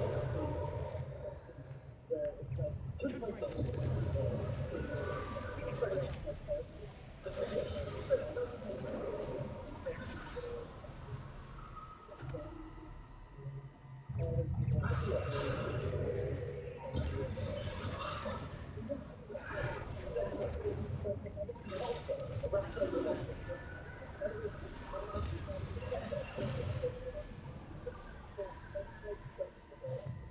the only reason why Destiny was able to get it is because Destiny was like he's a timeless person. And I'm saying that it was pretty earlier, and I say that it was a few years ago because if I would have it okay, yeah, but then if you're practically a lot of these people are just talking about their lives, and there's this genuine connection there. But I think that Rainbow is putting flavor in this space. That's not how things work in this industry. I think that's just the reality. Like, I'm trying to be the most honest I could, and I'm trying to be the most genuine I could, I guess, given the circumstances. But even then, it's like very, very difficult. Like, there's struggles along the way. There's things that I have to watch out for. Pitfalls, essentially, I have to try to look out for because I have to, like, essentially moderate myself because I can be too crazy, right? And I basically need to try myself in my time. So, that's very important.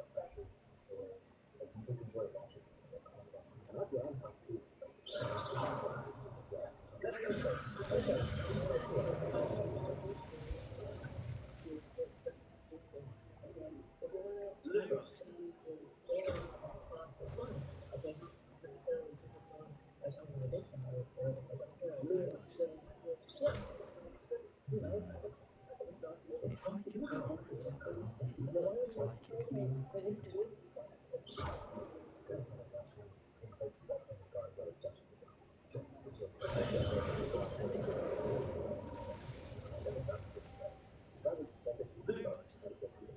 that's cool. Like, if you want to do that, I respect it all. But I know that because I think Darius is like the mission of this deal, right? Respect it all. So, what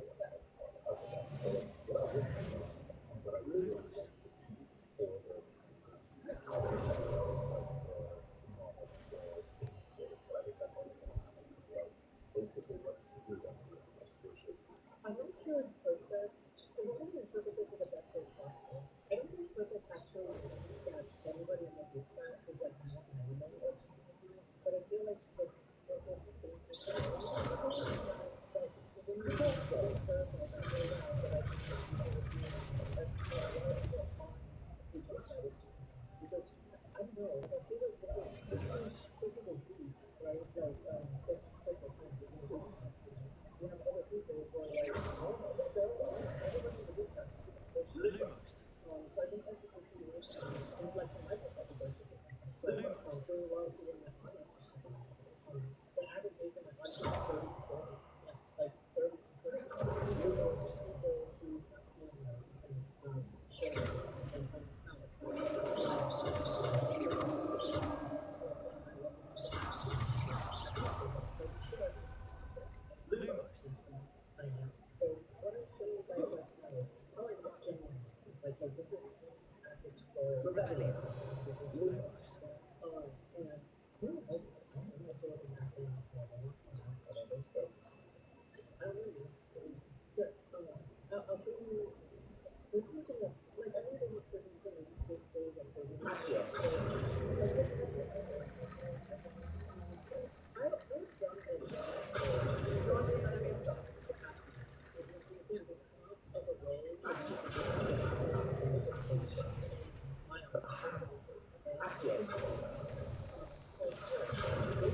I'll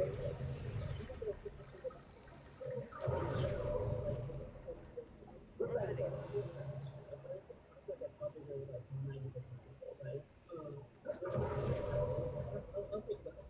So this one is like at least the last little physical touch. We're going to get the stuff first. And just the kind of thing. And going to ask another what are what is the status right now? Unemployed for most schools at 100%. Full-time students 40%. Employed, including military, is 57%. Other, which means that they're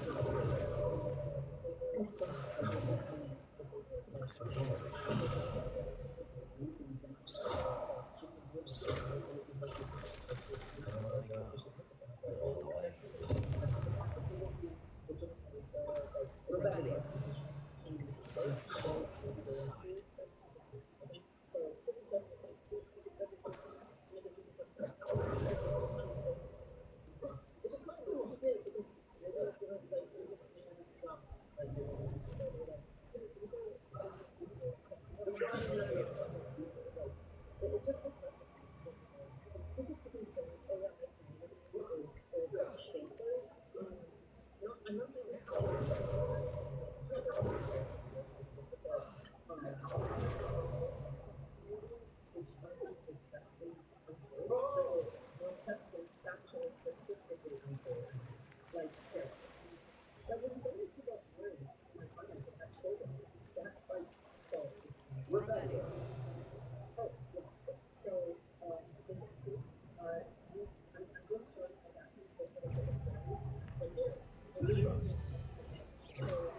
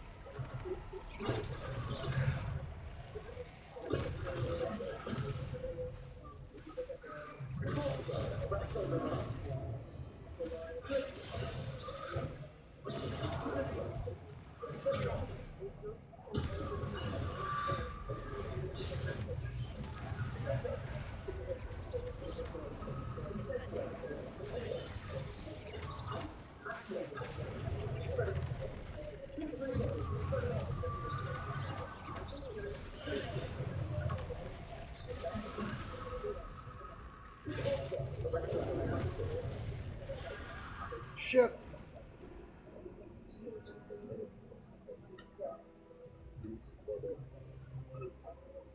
You start to filter for the people who are either concerned or who don't are too normal or who say detached from the fact that they're in this situation.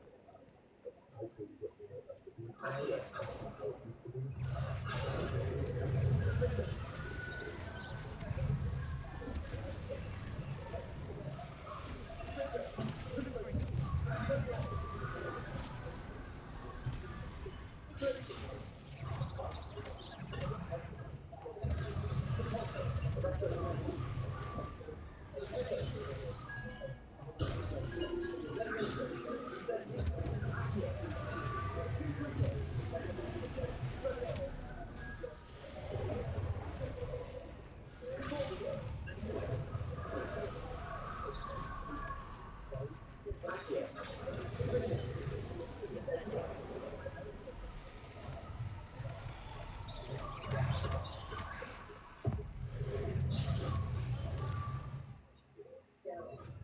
Like this guy. This is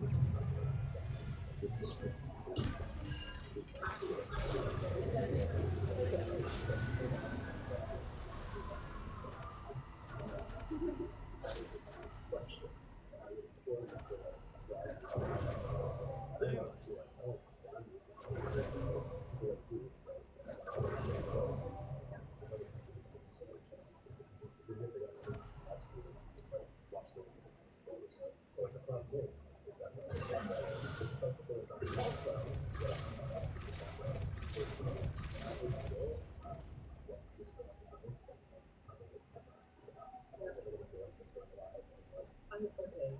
There's just I'm not like a very loyal person, but like I feel like I have to always have who does that is the fucking serious. Like what streamer just comes live, talks to the people, does that record and himself. Like I'm not just oh yeah, I can just my streamer because I have this thing that goes really interesting like a Asian, which is fine, by the way. But I don't think big streamer does this. There's not even an old school streamer that does this. Like at the very least, I think might have to wait. Because that's what I like the most just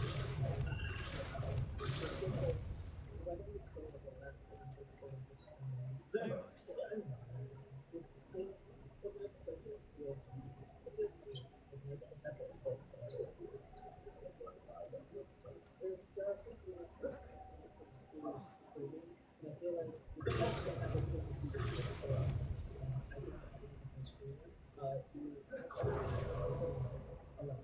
You compromise a lot, and you can't do everything. But instead of that, the goal is that you're able to up to a point where you're able to do the things that you want to do. But the reality is that it's a part of this streaming space.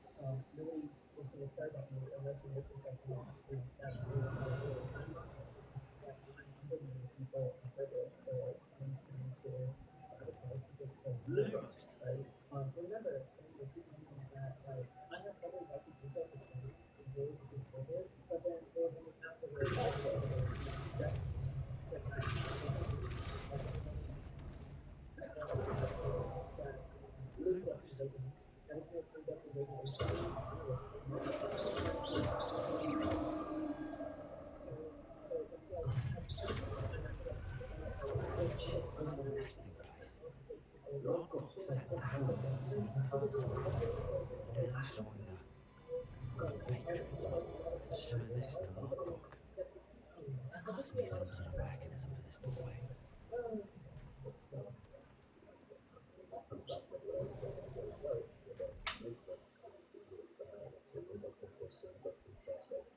there's a huge contrast with these people, and what ends up happening is that like as a streamer, you either get hurt or fuck. Time that we play our game that we like to play at the start of the show to get good things. To think those wretched thieves have their hands on somewhere.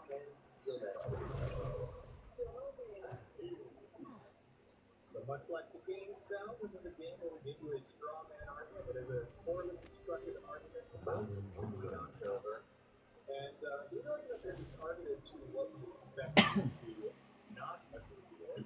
And so you're going to be tasked with to a repetitive time as you start these arguments. And if you have a strong argument that in spite of your disagreement with the argument afterward, you will have the opportunity to say what you have to do. With that, I'd like to take our position of welcoming our guests as a whole of the hero of the debate. And in honor of this team, we will be showing a picture in the middle of making what I'm sure at the time was a very salient point, whatever they were talking about. On my right, we've got Mr. Wick here, and then on my left for the first time, we have Joe LaPolito and Mr. Wick. There's a forced empty box there. What happened there? We were going to have Mr. Dylan Burns on, but unfortunately, the GSA used their most powerful business to summon a storm to keep them from coming on, which I would think is a tactical error because I think he was going to at least speak somewhat positively for the far left joining in the democratic discussion. So once again, a tactical error from the GSA. So he may try and join us, but he's worried about his connection, so he might join us at some point. With that, however, Wick, if reading your scroll is strong.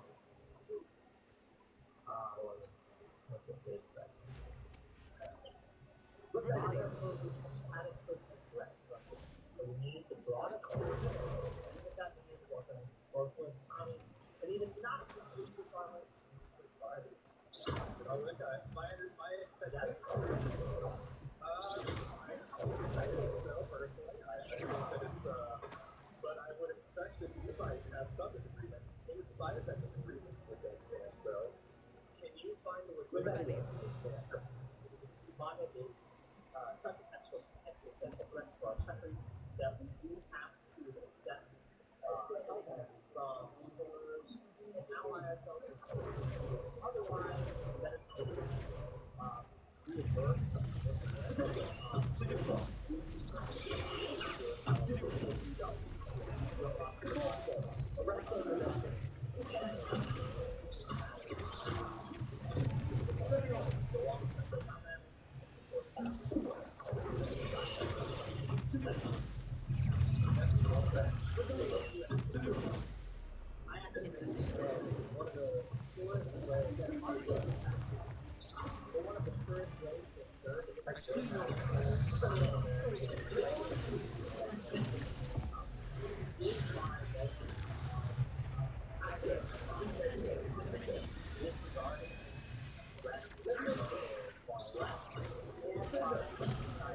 You son though.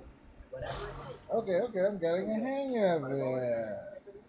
we make it so low income voters have a hard time distinguishing between the right and the left, and therefore it's going to make it harder to win.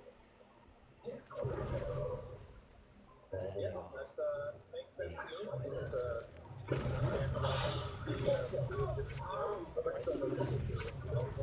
makes sense to me.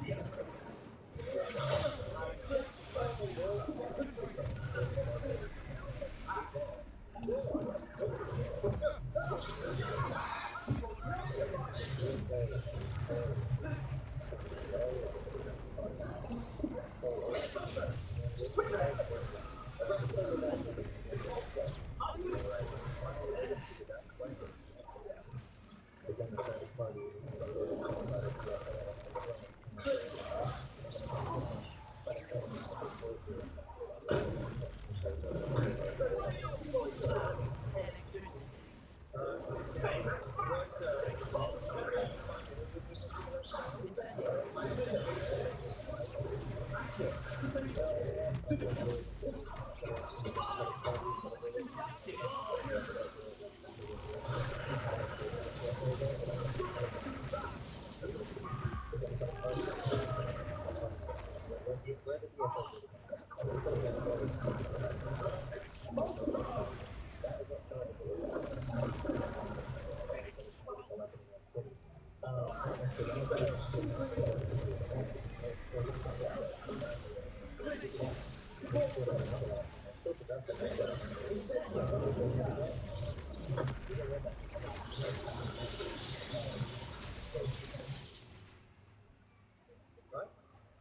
well said.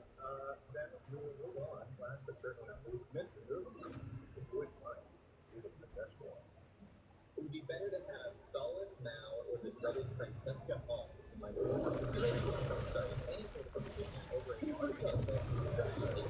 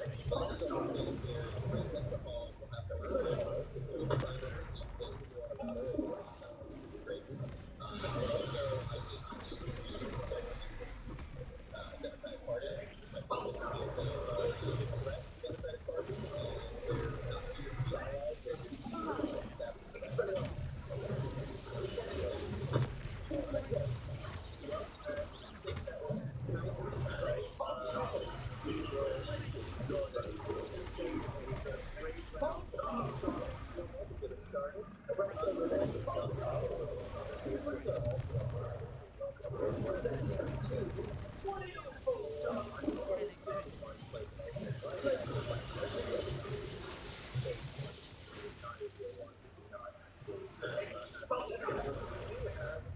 fake stock list or come on our show.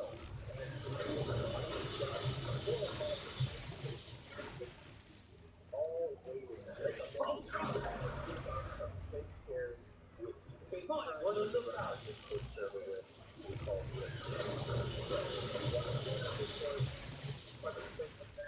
show the support for free. That is one of those. If you'd like to support our channel, subscribe on this video before you go back.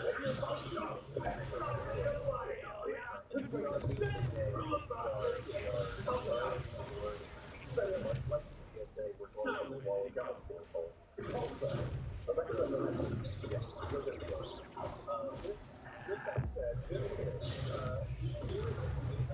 long-going discussion in regard to the DSA's core influence within the Democratic Party. And with that, the three of us, I don't want to preempt your opening statements too much, but my understanding is that we all collectively recognize some negative qualities of DSA that we should be aware of. So, we want to have that conversation. As you do your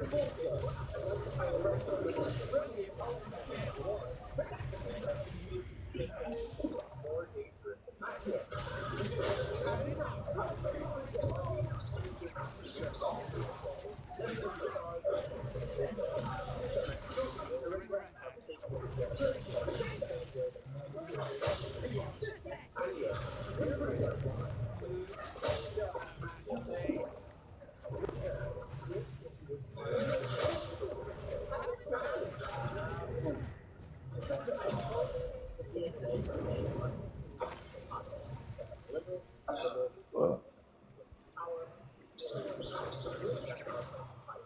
good.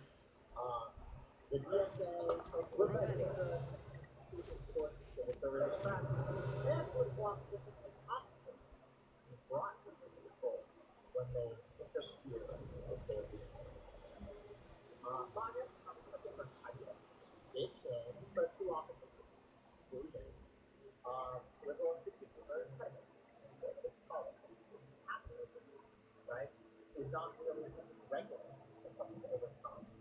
And existing constitutional restraints, such as the Senate, are treated as very real democracy. And I reject both a modern premise of this, and I reject the socialist premise of this.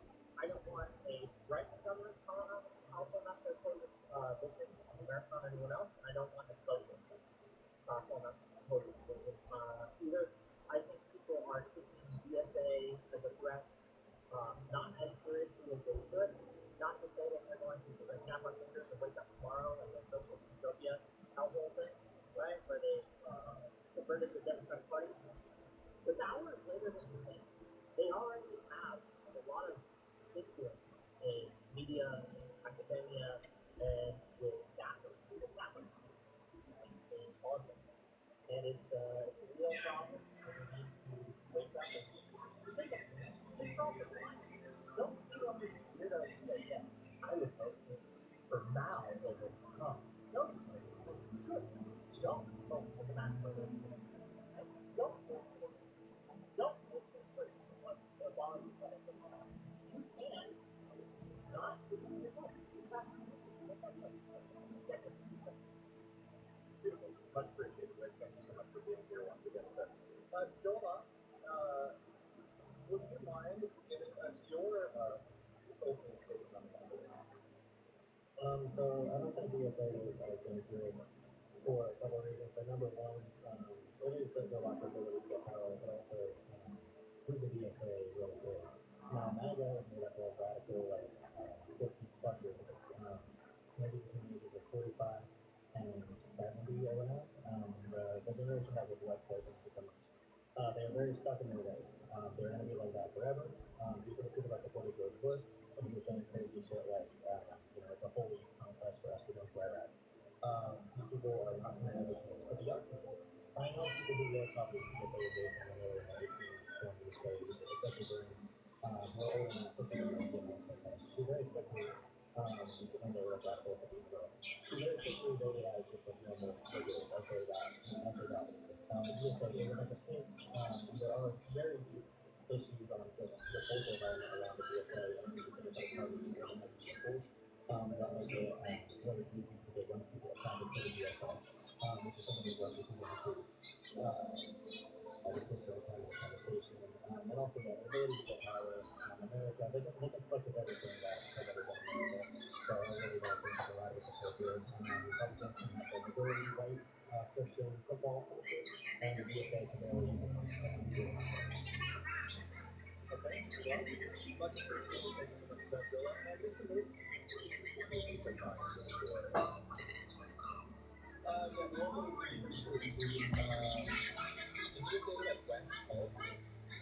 it's voted on. They have like a national committee of leaders and treasury that have to on the national hurdles. And that's what people want. They want to resolve issues. They want to be able to Senate.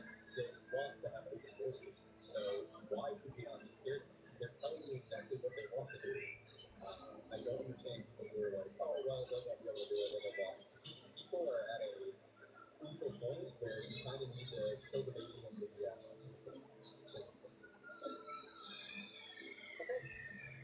so a couple parts of disappointment there, but hopefully we get a better discussion for it with them. We'll open up the discussion.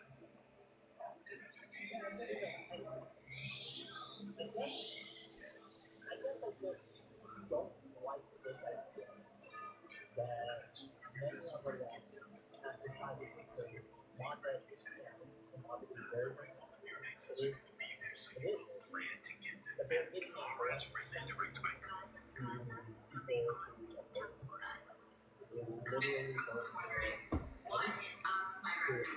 literally it's the craziest thing because I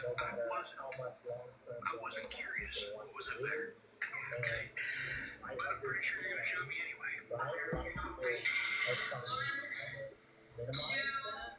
The damage DSA could do if they were in power by saying things like, well, as Newton said, right? Like, they don't have enough power to implement the policies that they actually want. Yeah, but you vote for someone who's like rebellious, right? All these positions I'm going to do. But don't worry, I don't have to vote for it. You never vote for someone like that because in off chance something happens and they lose that power. You know what I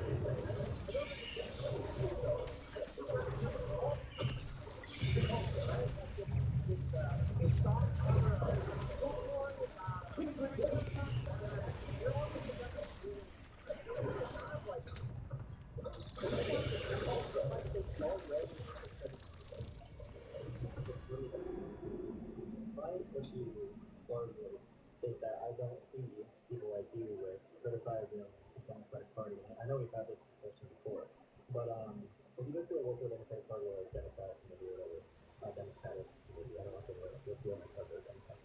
But it's going to be a bunch of 45 plus year olds. It's going to be maybe the average age might be 16 or 17. So there are people literally in cities who are from more affluent, white backgrounds or whatever background, that they can afford to pay dues, or they just go to a bunch of different stuff. And it's the only place where the voting is happening where some younger people. Now, Democrats can either say the DSA is a cancer and all this crazy stuff about it, or they can try to the DSA where they are very effective. And my question is, why would you have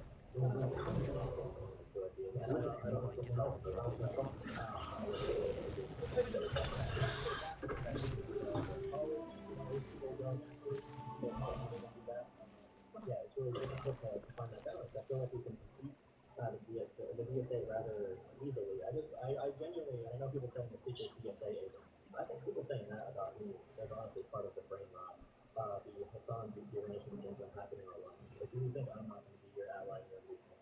Then you're going to fall into it. Why shouldn't the DSA have a run as their own party? Why shouldn't they just run with the DSA? Yeah, well, my good thing too, as well as I can take the home, who are you, if you're going to say we're against MAGA, who are you to say Wisconsin Democratic primary voters are wrong? who are you to say that many Democratic primary voters are wrong and want more popular? Are you done with the road, or are you done with the voters of Maine and Wisconsin? Who just don't matter now because they supported the DSA? It's not that they don't matter, it's that I have issues with the voting populace to elect someone who is bad to democracy. I have issues with voting populace who elected Trump, right? So if you don't like the voters, you can say that. Or you can just go and send it to Trump because Trump on the market as well. So the way to do it, no. What do you think? Well, if you take some president, it's not really the president. So we're talking about a fellow Democrat, a fellow Democrat. If they look on the candidates, for the most part, there was no other senator candidates in the race. The one that was pretty much had some type of like voter issue because of that double or triple reported still getting. They were saying there were ad expenditures that were not even real. So she got found out. And the person who they're running against Paul now, he said that he joined back into the race after he failed his campaign because he got a from God. Of a red bird that was because she saw this red bird, he knew it was his time to run. And he went around and he can't really do anything.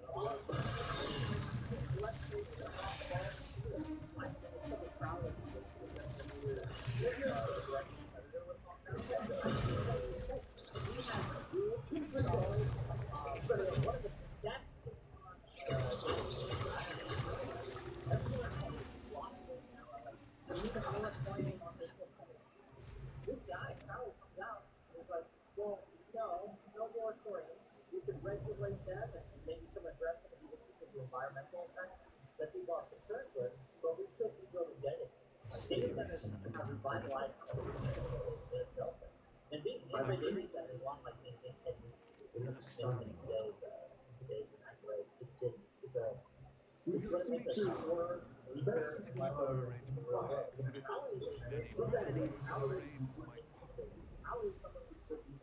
So I think that And it's something about politics. But we're talking about politics here. You can say F the voters, screw the voters. Okay, you can keep on saying screw the voters, screw the voters. But politically, you need political influence to stop the rise of sloppyism and it. So if you want to say the Democratic voters are dumb, then I don't know what I can tell you about. the DSA, what we're saying? No. I was just gonna say the DSA members are the sloppyists. Okay, then beat them. Why are Democratic candidates? We are. There's two. Well, they are. So they are. Two things can be true. One, Democrats can be running bad candidates, and the DSA can be bad. That's what's happening in Wisconsin. Yeah. Democrats seem to not be running good candidates. It seems like Paul is probably going to win, and sadly, the Democrats are probably going to lose Wisconsin over it. And I think it's tragedy that the party is wild, and you've done this a lot. Every time something happens in your family, always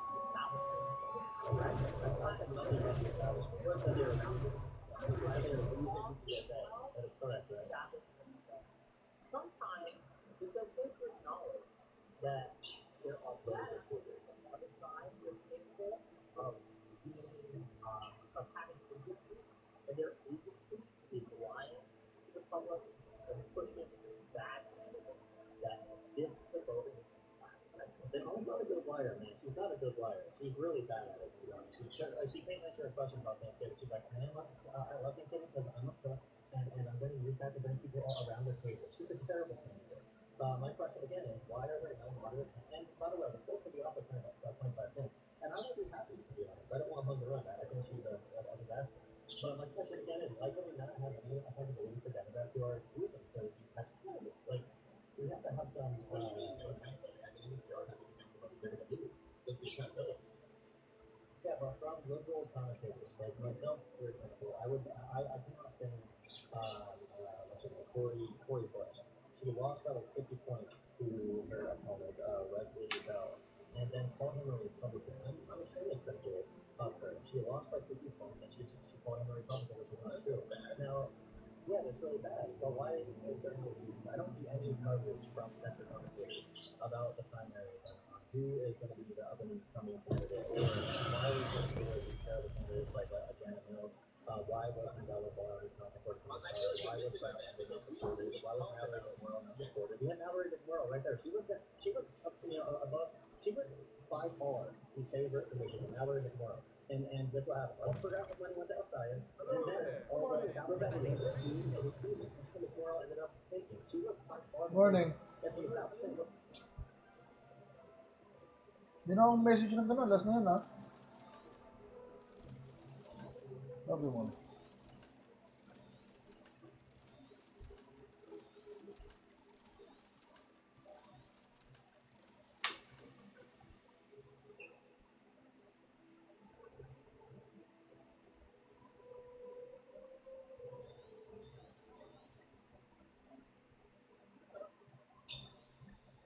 Nothing like finding just the right thing.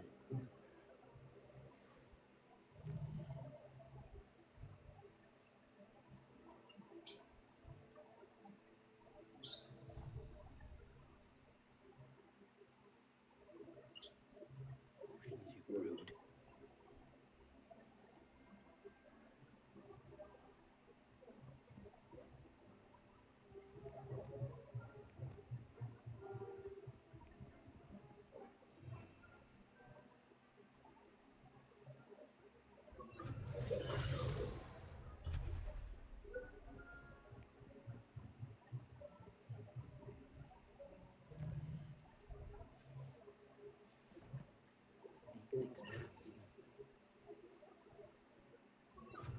Yeah.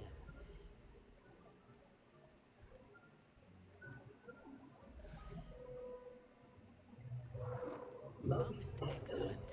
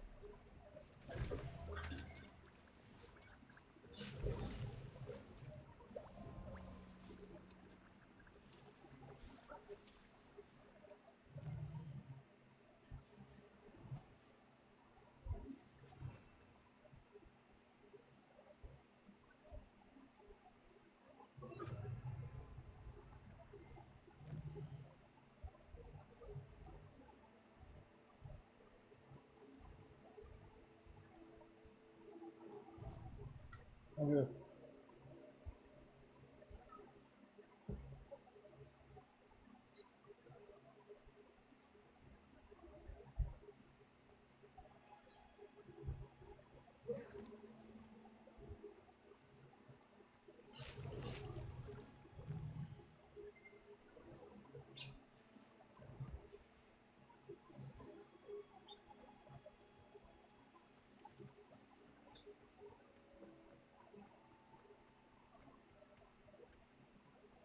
That's a hybrid. You really want to focus with this spell. Nothing is mortifying as looking back at Roy when all you wanted to do was move a few parts.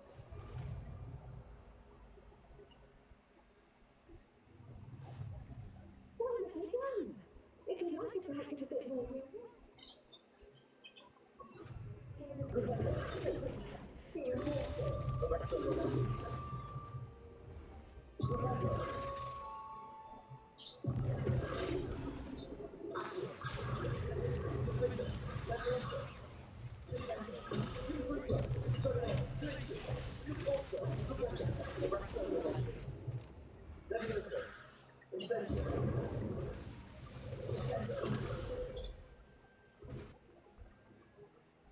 Professor Dominic.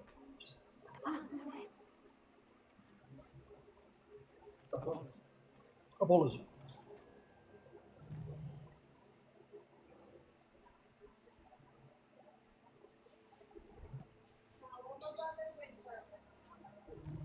Ah? No. Why?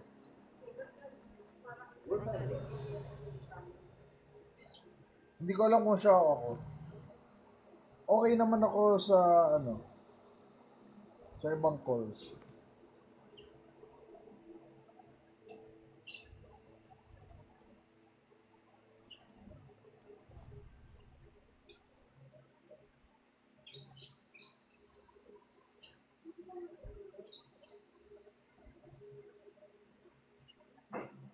Baka mag-breakfast tayo, baka magaya ka sa labas. May 200 pa ako sa... Yun ang tira kahapon sa ano, card. Na-transfer ko na.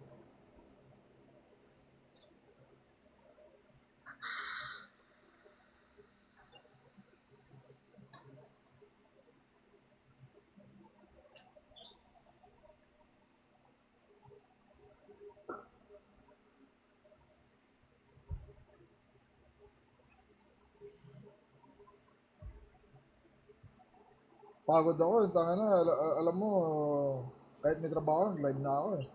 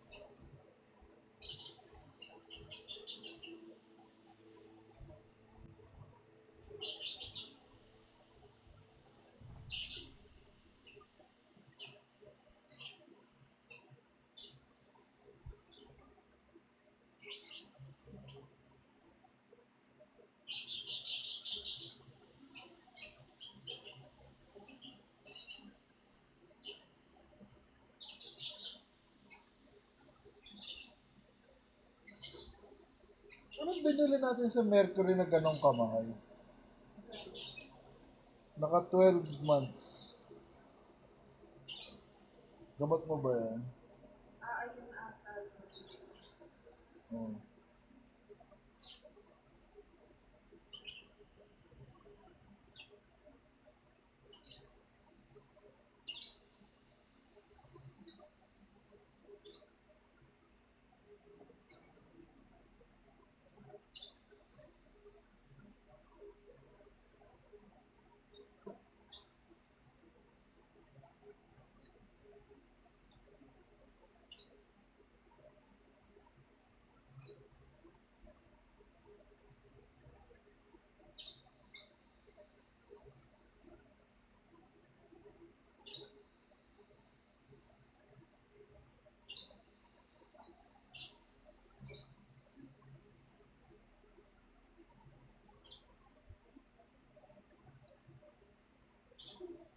Meron tayong 267.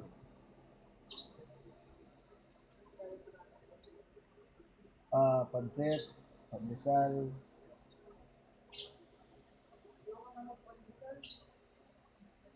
Oh.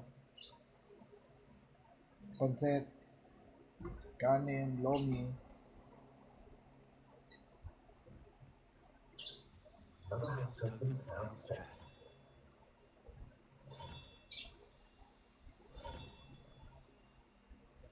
That's it. Making good progress for the tokens.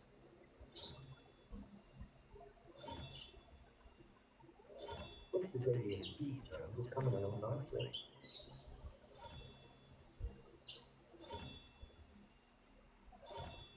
Another has strengthened Pound's chest.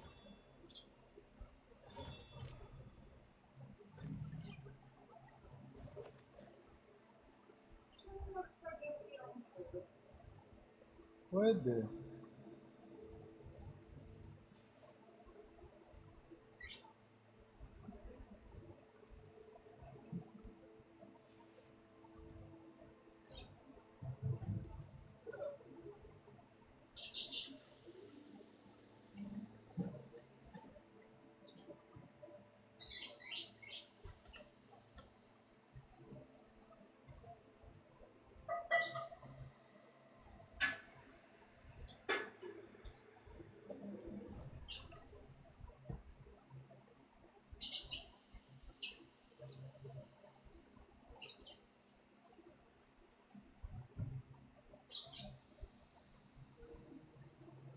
Revelio.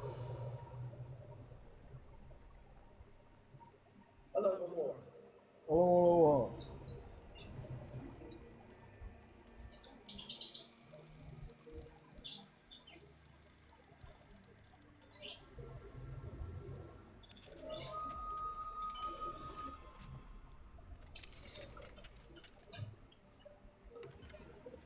Leviosa. Lupus.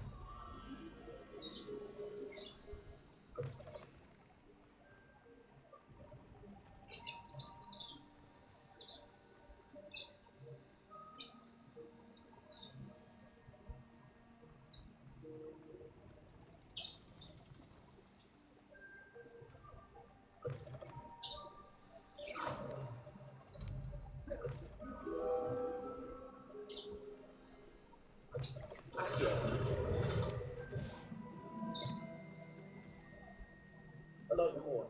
Oh.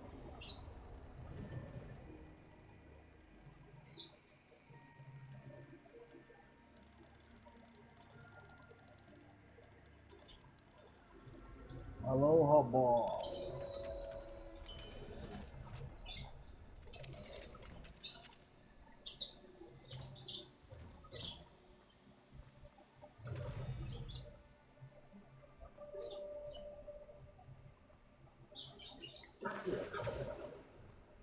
Arrest the momentum.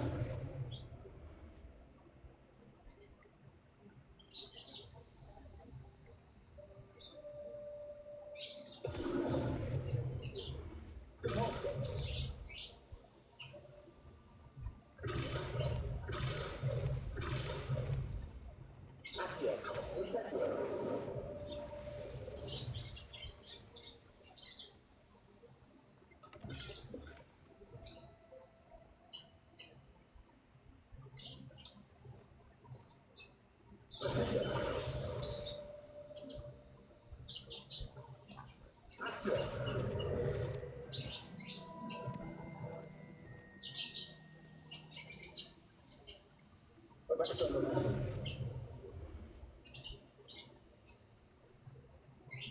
Revelio.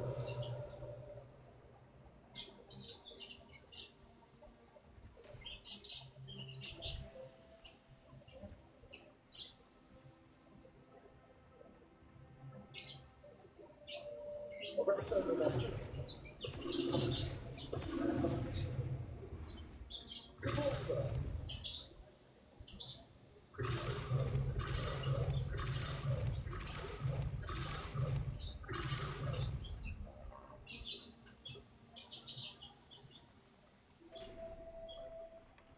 Revelio.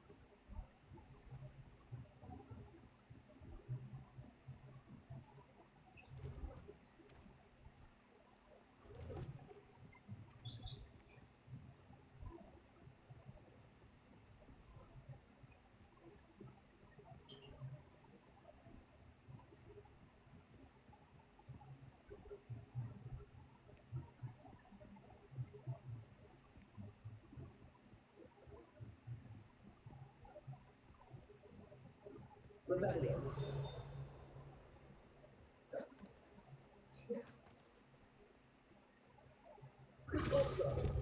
Lumos. Accio. Rebellion.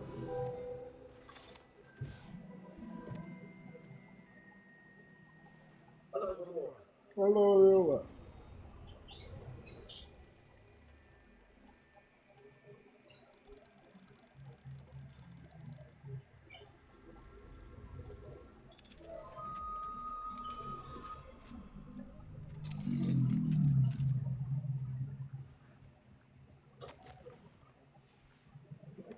Rebellion.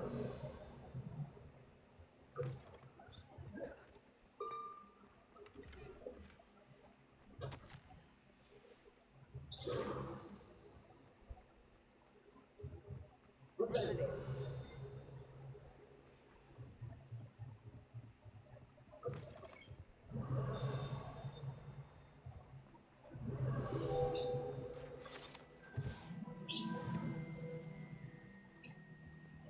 Hello, Gamora.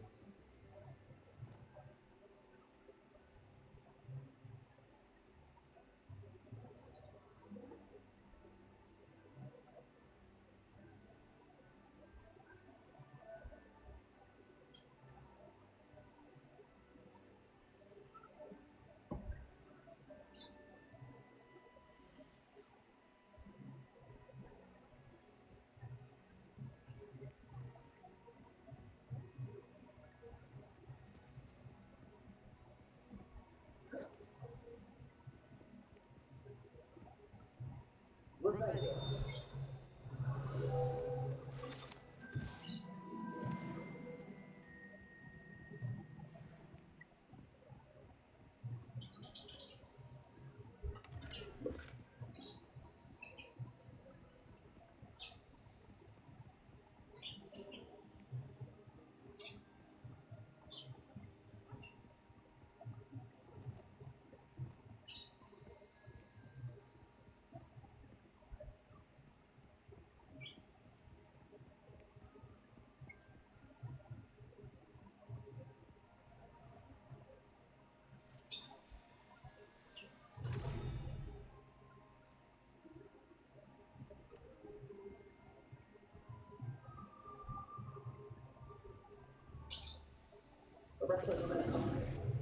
Aristo. The Black Hole. Open, bitch. What's this? Rebellion. Where? Phase item.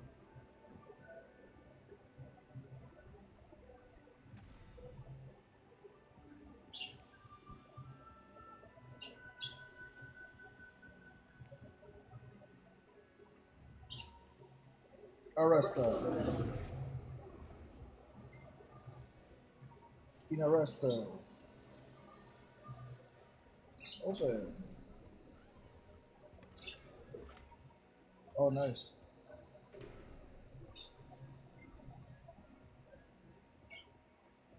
Arrestado.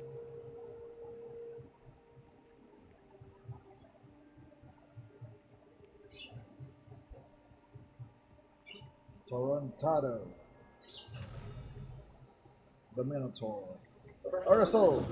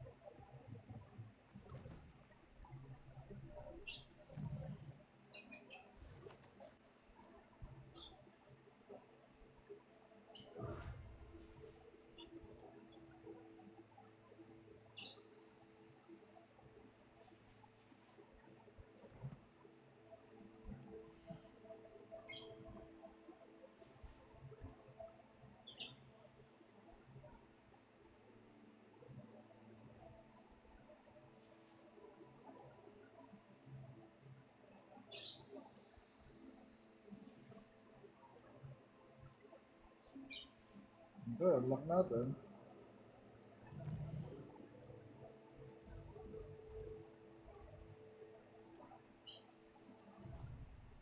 Okay. Budget.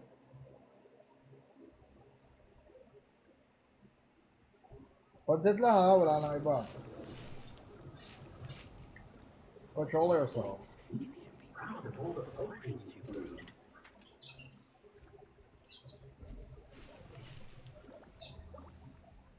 I'd like to ask you about changing. Of course. Actually,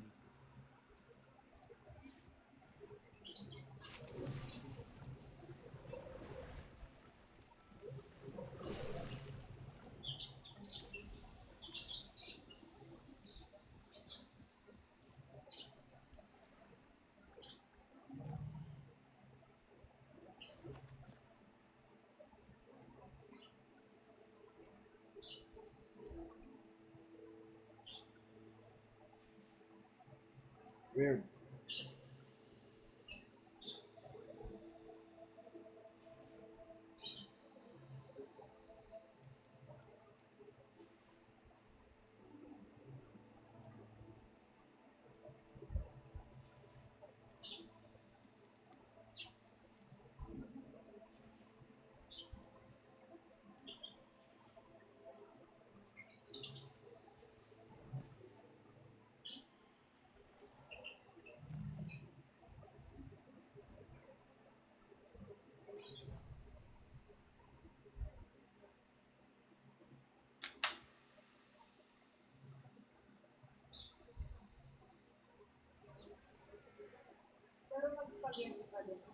Yeah. Wala ka bang gusto sa ano? Madjo?